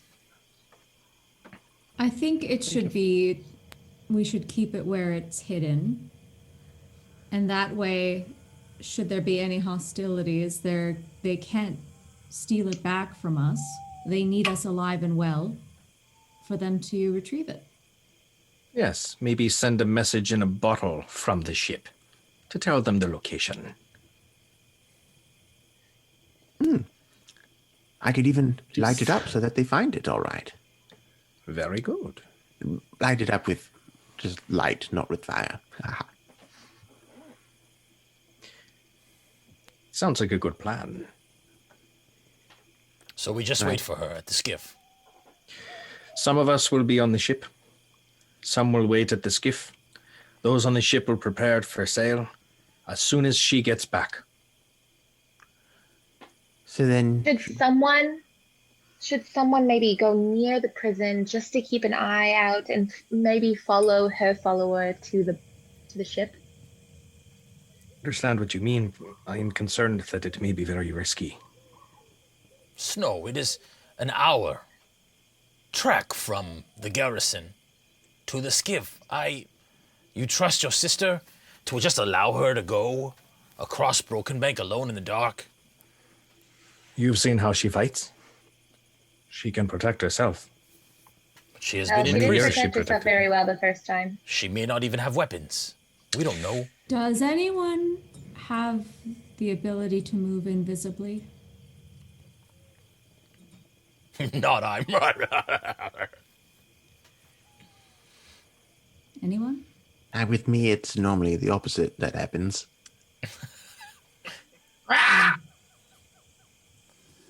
Well, I have a single use of Pass Without a Trace, which I have not used yet. I am able to move invisibly, but I hesitate to go alone. I'm not the I best at volunteered to take sneaking. off my armor. I'm very little and I can hide. So take off the jangly things that make loud noises, and I will volunteer to come with you, Cyra. Well, I don't think we should split up again. I think if you guys are going, and Snow can pass without a trace, and we promise not to do any bonfires, then we could No bonfires. perhaps all go together. It's very important that we don't cast bonfires while we're hiding anymore. That's a great idea. Would Snow Zach? be We're able to hiding cast near the Pass bonfires. Without a Trace? Would Snow be able to cast that on his sister as she leaves? Yes, it has an No. area of effect. So it would why cover don't me and we- anyone around me. And I only have one use. It's part of this charm of the Bladesinger. So Snow, why don't you and I go? We can wait for her as she exits. I'll be invisible. You cast Pass Without a Trace. She will see. She knows you. She'll feel safe. And we can escort her back to the ship. I suppose so. Though Gaziel has volunteered as well. I know she does not have this ability, but would that be okay with you, Gaziel? Or would you like to join us? I would love to join you. I would love to be there as a first line of defense if anything does happen. So, yes. Okay, that said, Plunkrawk, it falls to you. When you get to the ship, do what you can to prepare it so that we can go quickly as possible. And I just give Plunk like a pat on the shoulder, like, you got such an important job, buddy. I believe in you. Yeah. You can do this. Yeah. Bacalhau, Bolt, Boerth. I have full faith in you all. The 3 Bs. The 3 beasts. Bring her back safe, or all this is for naught. I know the stakes. No one knows more than I. Hey, before they go, I gather them around a little circle and I pull out my lute. And just as for bardic inspiration, I don't know. I guess I'll just cast it on Bolt, or use it on Bolt. But I'm going to sing this little ditty. You gotta free earrings. Yeah, going free.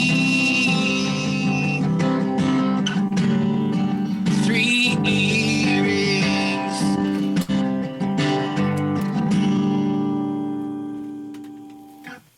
Go! And who are you giving bardic inspiration to? The Bolt. Okay. Bolt, you now have bardic inspiration. Magnificent. I feel so much lighter. My spirit's lifted. Gaziel, who are you leaving your armor with? I will leave it with Bolt as well because he is trustworthy.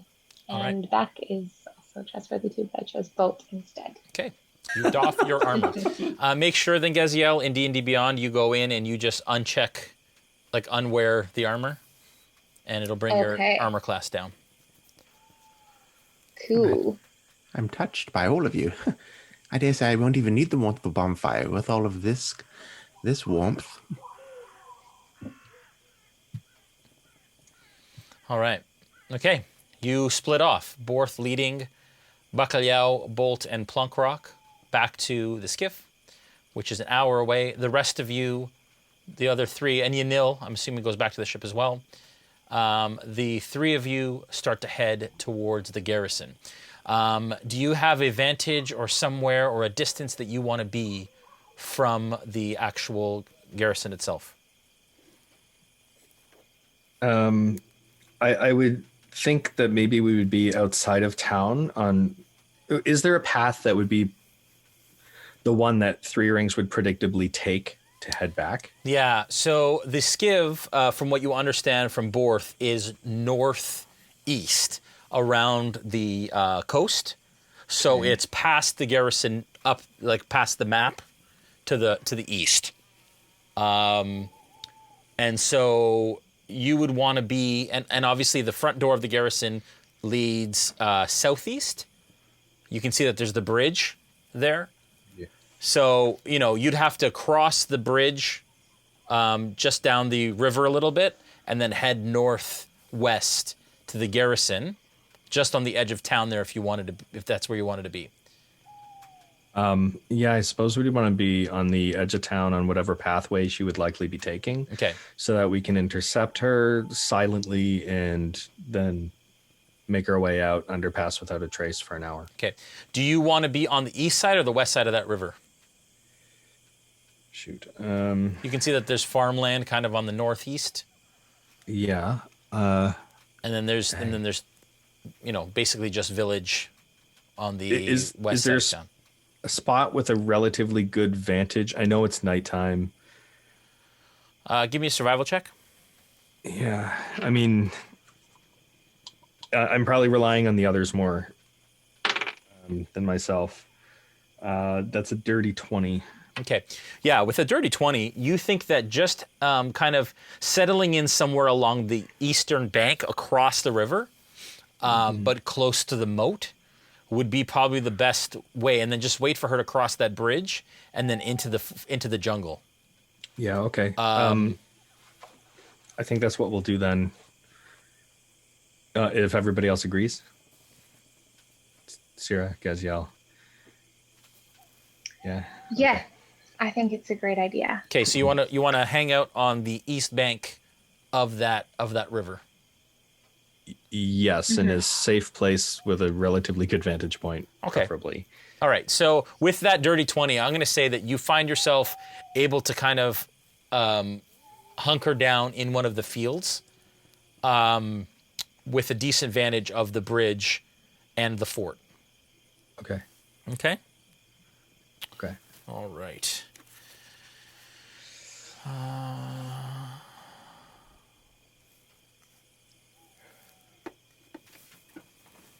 Oh man, you were ready. It helps when I don't have to get Julian to like read my mind about where things need to go. Yeah. All right. Gosh. Okay. Probably the first time where we met some of Jason's expectations. No, I Instead of just disappointing him. no, I just plan for everything now because I never know how this is gonna go. Yeah. Let me just back out of here a little bit. My disembodied man. voice. PTZ magic. Yes. All right. Oh, is that the front of the garrison? Yeah. Or is that the... That's the front of the garrison. Okay. Okay, so you wait what feels like about an hour and a half by the time you hunker down in the dark. You see that there are 2 guards at the foot of the bridge, and you can see that that bridge continues on to a drawbridge that closes off the moat. You can see that there is a portcullis that is shut. Beyond that, just to, I guess, the left, or actually the right from where your vantage is, you see that there is a dock with a small rowboat there. Where you imagine that it's like a service dock, basically, where they get shipments of things directly to the garrison. And you can also see that there is a single guard on the dock as well from your vantage. And he is watching that dock. Okay. You wait about that hour and a half patiently. And it's funny because 3 Earrings is actually in the garrison, so I have to lift. Hang on. The floor's off the garrison Just Hulk smash it. to get her. I wasn't sure how you guys would go in to get her, so there it is. You also see that there are archers on the front tower and the back tower of the garrison as well. Okay. There's 2 on the front tower and there's 1 on the side. I guess you guys are telling me that. Shortly after the time that passes, you see that the portcullis begins to open. Oh! Ooh. What is happening? It's supposed to open. There it is. And a figure emerges, flanked by 2 guards, 1 in the back and 1 in the front, as they begin to kind of make their way down the bridge. And the portcullis closes behind them. Seriously, it works. There it is. All right. And they start to walk across. I'm assuming at this point you watch.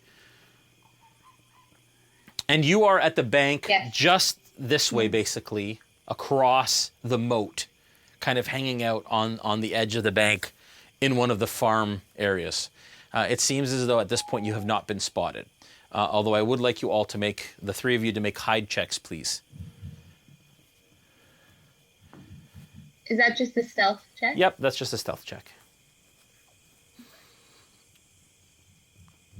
The 17. 16 for me. I also got a 17. Nicely done. Okay. The guards and 3 Earrings make their way across the bridge. Gaziel, does it look like it's really her? Maybe from what I can see. Perception check, Gaziel. Okay. A 19. Okay, with a 19, it is really dark. But you saw, as they crossed the bridge under the torches, what you can tell from body language, posture, it absolutely looks like 3 Earrings, but she looks battered, walking with somewhat of a limp, Okay. kind of holding her arm in front of her. Okay. Snow, I do think it's 3 earrings, but she doesn't look good. She doesn't look good at all. I understand. Thank you. Okay. You watch as she crosses that bridge and comes down basically towards where the town is. The 2 guards that were escorting her stop beside the other guards and allow her to go. And she kind of looks back like confused. And then you see her kind of scan the coast or into the jungle to see if she sees anything. And then she kind of scurries off in a limp towards the town, towards the village, straight basically southeast. And disappears into the buildings. Like through the buildings. Cool. So we have to find her now? Let's just track her. Now she has to Shouldn't be cross through hard. the village in order to get She's to that limping. bridge, right? Does it seem like she's still heading to the bridge? She's heading that direction. Okay, then Let us wait longer. We will intercept her when the time is right. Okay. All right. Cyra, who's, I guess both of you are on watch. So at this point, who's, so Gaziel and Cyra, if you guys can give me perception checks. I'm going to say investigation checks as you kind of are really looking at this bridge to see if you can see if she crosses. Got an 18. 18? Very high numbers. Yeah. 17. Okay, very nice. Both of you, it takes about 15 to 20 minutes pass. And soon you see from the torchlight that is on one end of the bridge, there's basically 2 torches on either end of that bridge. You see a figure emerge from behind the buildings. She looks around, and you can see by her posture, by the way she's holding her arm, she slowly crosses the bridge over to the other side. And not doing a good job of stealthing at this point. At this point, you can see she's very hurt. She's trying to move quickly, trying to stealth, but it's not really working. okay. As she crosses the bridge, Yeah. I'm assuming we're going to plan to intercept her somewhere on the other side.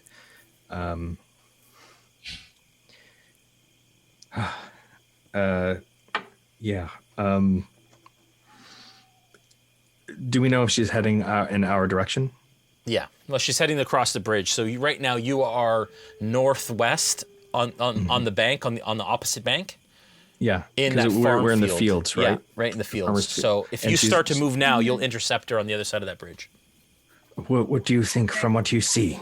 Is now a good time for us to start trying to intercept her? We should now, and you need to do the pass without a trace, like you mentioned, before anybody catches her. I will begin it. Perhaps I should begin it after we make contact with her. It lasts 1 hour. I would say, yeah, after we first make contact with her.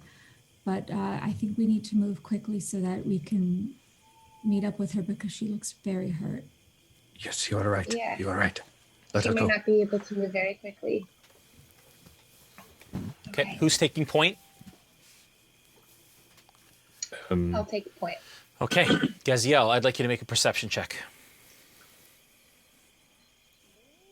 So perceiving. Okay, perception. I got a 9. Okay. All right. As you approach the bridge area, you kind of stop at the edge of some broken down farming equipment, carts and so on, that is kind of made up into a jumbled kind of heap. And you stop the rest of the group. You take a look around the edge, and you don't see anybody except that you see 3 earrings now kind of making her way along the edge of the bank through one of the fields. And she's about maybe 50 feet out at this point. Okay.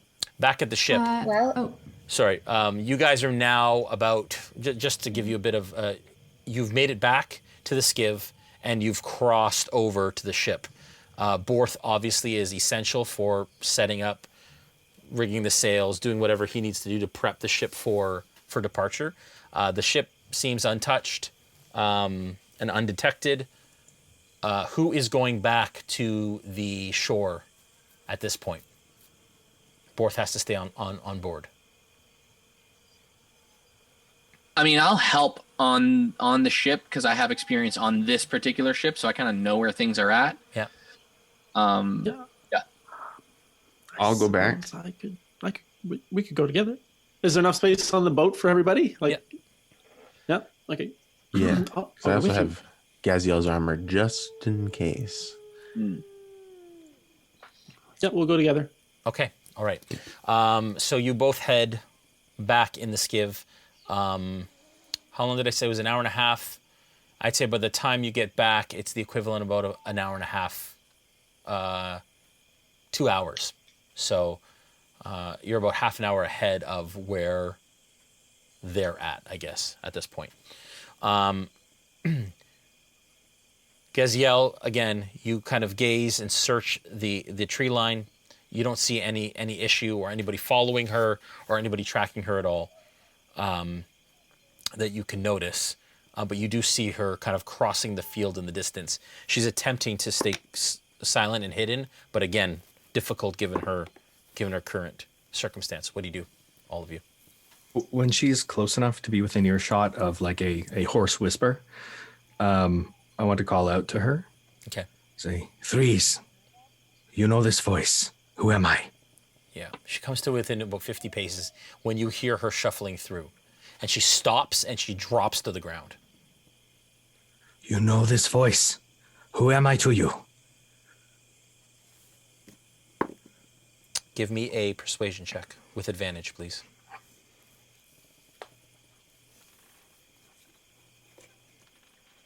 $14. Okay.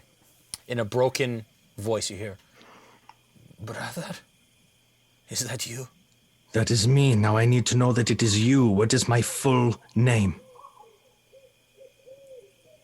Snow, my brother. My full name. I have to look it up on your character sheet. I was like, oh no. I just totally brain farted. Oh man, that is amazing. That is unfortunate. Wow. I thought that was like a That was plot perfect. twist there. My snowy old moonrise. Character sheets. And what does the name mean? Do you want me to just tell? Yeah, just tell me. Okay. So it It's been came a long from time. it came from a dream that one of the parents It came had, from a dream that one of our parents had. that the mother had the night before the night twins were before born. The twins were born. And it's prophetic. It's supposed to it's be prophecy. Prophetic. Okay. I cast Pass Without a Trace. Yeah. The four of us will be covered, and that'll give us +10 on our stealth for an hour Okay. as we escape together. All right. As soon as she realizes it's absolutely you, she kind of gets up. You see her, and she kind of rushes with new kind of purpose. And as she gets close to you, you feel her kind of collapse into your arms. And you can feel matted fur, dried kind of matted fur, as well as areas of wetness around her. You smell the distinct smell of blood. And the two of you can tell she has not been treated well. That even though they were going to, return her to the Clovis Concord, they did not treat her with kindness, being a revelry pirate. And knowing that Broken Bank tends to strap their dead revelry to the stones that surround the bank and the shore. I will hand her my water skin and say, "We will see you safely back to the ship." She looks up at you. She says, "Thank you. I do not know who you are, but my brother trusts you. I will too." I'm a friend. We'll get you back safely. And she has no belongings, tattered clothing, no weapons. And she's like I said, she's cradling her arm, and she's walking with a distinct limp. Okay. Pass without a trace. I would like all of you to roll stealth checks, please. Okay.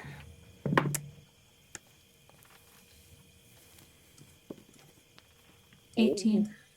Okay. That's with the plus 10. No, that's a 28. There you go. It's a 24, and that's including my disadvantage. Okay. Got an 11. Gaziel, you got an 11? Yeah, Plus 10? Or you rolled a 1? that was my plus. I rolled a 1. Natural 1? Yep, Okay. natural 1. Okay. Yucky. All right. Okay. Oh, yeah. Sorry.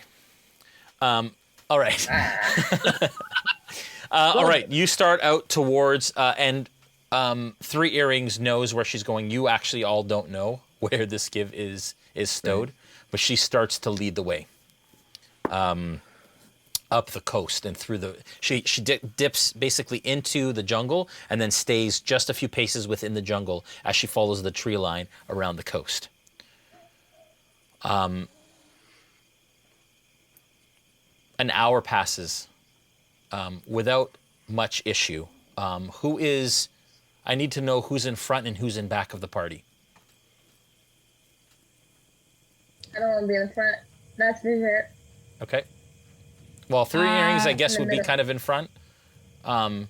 Snow, are you walking with her?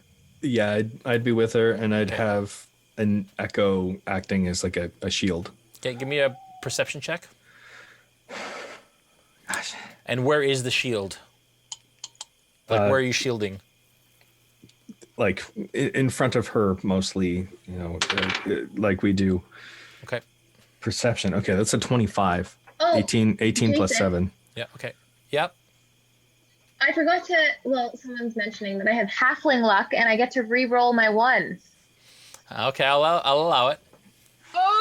I did not know this. I'll allow This is news to me. This time. Okay. Okay. We are at a 19 now. Okay, 19. All right, that's much better. Nice. I feel good. Who is A little behind? nervous. Who's taking up the rear then? So we have. I think I will yep. because I have dark vision. I just want to make sure we're not being trailed. Yeah, Cyra, can you give me a perception check, please? Yes. Da, da, da. 17. Okay. All right. With a 17, you make it the entire way feeling like you were not trailed. And that nobody, and that for whatever reason, the pass without a trace potentially worked. Although at no point during that whole thing did you feel like,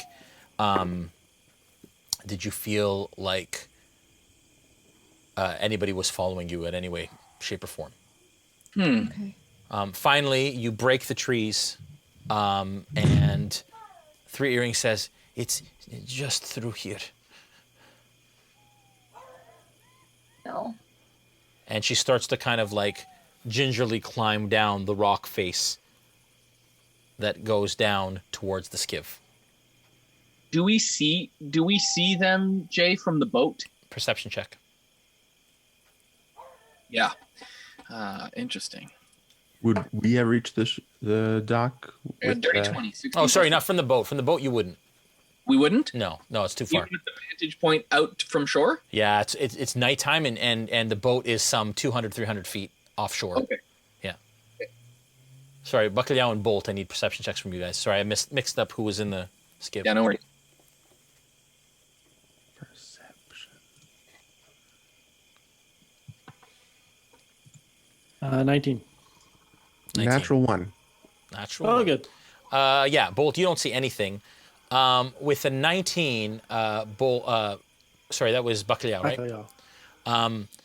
Bacalhau, you see movement at the tree line above where you are, and you see the glint of a hammer at somebody's waist, and you see that it's Gaziel up, and she's coming over the edge of the cliff. It's them. They're there. Row faster. Are you sure? I can't tell. Yes. How can you tell? Yes, I don't know. No, can you're see already. the Sorry, yin- at this point, you were already like at the shore, and you've been at the shore for like 45 minutes at this point. Okay, well, I see her hammer All right, glinting in the moonlight. go ahead, get in. I'll start untying. And there's some 50 feet up on the cliff face. Oh, not yet. They're a little bit of a ways away. Which wait till they get a little closer. I need to try to signal to them. Maybe not a bonfire, but oh, I have a lantern. I have a lantern now. Good enough. I'm gonna light my lantern. Oh, I kind of shield it with my turtley hands, and kind of like, Yeah. flash it in their direction, then turn it off. Okay. Perception check from the three of you as you're coming down the side of the cliff. It's gonna have to be from the two. And at this point, you feel the Paso de Trace starting to fade. Ooh. Oh yeah, because it's been an hour. Because we're about to. Yeah. Perception check from you guys as you're climbing down the cliff. 17. Okay. And Snow, you wouldn't see it because it's visual. Yeah, so I'm not gonna roll. Gaziel? There. I got a 9. Okay. With a 17. Can I? Yeah, go ahead, Cyra. So we're all climbing down this cliff, Yeah. and 3 Earrings is injured. Yeah. Am I able to cast Spider Climb on 3 Earrings? No, Would I that think it's help just her? a self. I read the always spell self. real quick and just see. I Let think it's just me a self. see. I think I've never tried to cast that on anybody else. One willing creature you touch. Oh, look at that. And she gets what does she get for that? They can You just can they can move. Yeah, they could just hands like they can Yeah. move up and down just easily, Great. equal to their walking speed Awesome. Okay. for an hour.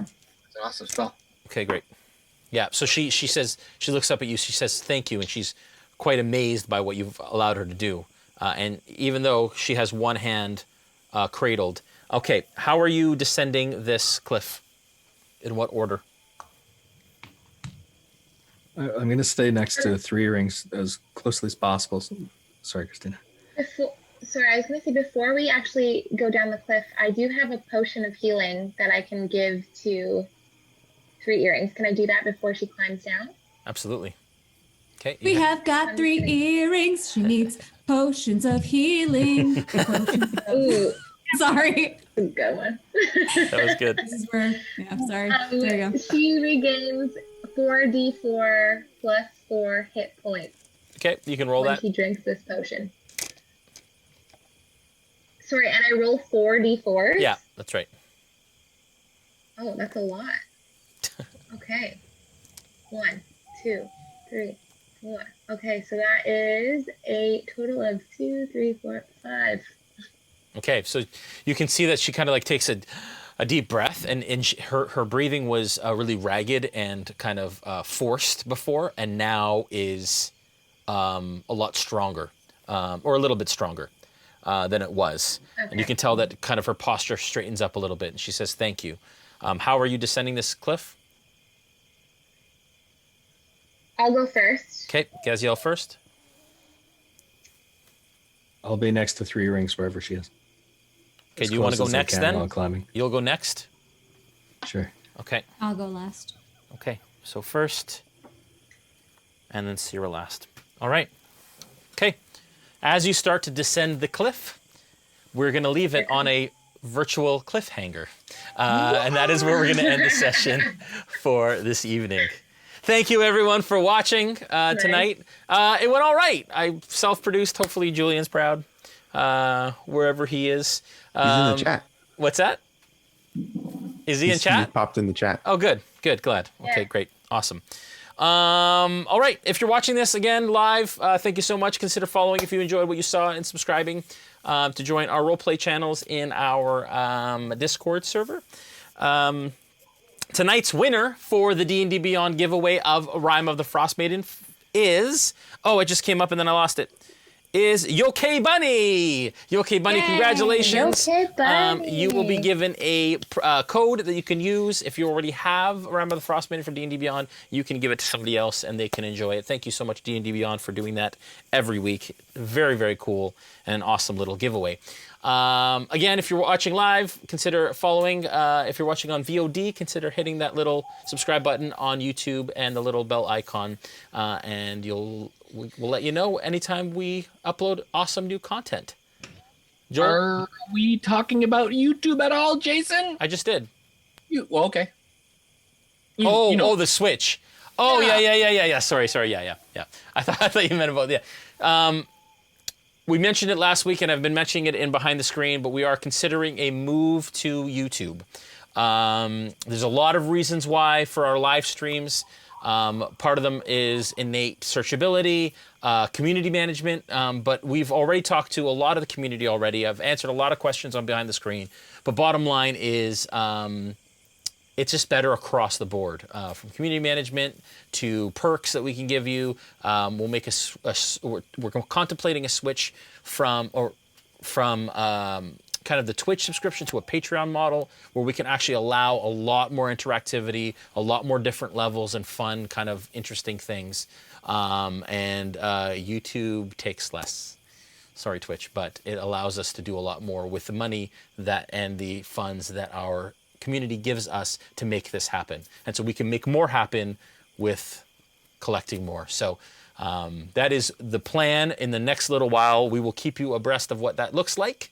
But it will happen before or during probably the switch between seasons.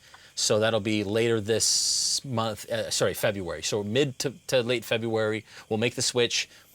We'll probably have some sort of ramp up time. And then we're now working on, with the Discord, and the Smith Guardians to figure out how to gap people, because some people have paid for multiple months in advance on Twitch. So we're trying to find a way to, as easily as possible, kind of bridge that gap for people and that barrier to entry. So thank you. We just, honestly, when it comes down to it, we're trying to create better content the best way that we possibly can to continue doing what we're doing in this crazy world that we live in right now. So anything else, guys? Joel? Check out tileformers.com. Thank you to all our sponsors. What's that? Tileformers.com. Yeah. Very, very cool Kickstarter happening right now. When does Stoneheart launch? February-ish. Okay. We're aiming for the first half of February. Okay. And that's stoneheart.ca for more information there. Matthew Liller was supposed to join us tonight, but he was working and thought it would be done by that time and couldn't make it. So he sends his regrets, but he says he will be back as soon as possible. Hopefully I didn't mess up Borth too badly. Tomorrow night, Behind the Screen, Q&A with me, and not Q&A. Q&A? Question answer. Yeah, it is Q&A. I always get Q&A and QA wrong. Anyways, Q&A. It's been a long day. Q&A with myself about tonight's session or the season in general or anything else you'd like. I'm also going to give you some insight into some prep that I do as a DM. I'm going to start doing that a lot more often and do some kind of practical stuff moving forward. And then Thursday, Joel, are we good for Players Table Thursday? Yeah. Awesome. It's going to be great. Joel usually picks some clips from the last episode and talks and answers questions from a player's perspective. I'd also like to do some interviews and stuff more, Joel. We should start doing that more on both channels and having guests with us. Anyways, have a wonderful night. Make sure that you tell people you love them. Reach out to folks as they need it in this time. We are completely locked down here in Ontario, Canada for a while. That means no leaving our homes except for essential stuff. So, man, I dream of being around this table again one day soon, and even having Noura fly out here and joining us too. That'll happen hopefully soon. But in the meantime, stay safe, love each other, and we'll see you soon. Bye! Bye, y'all.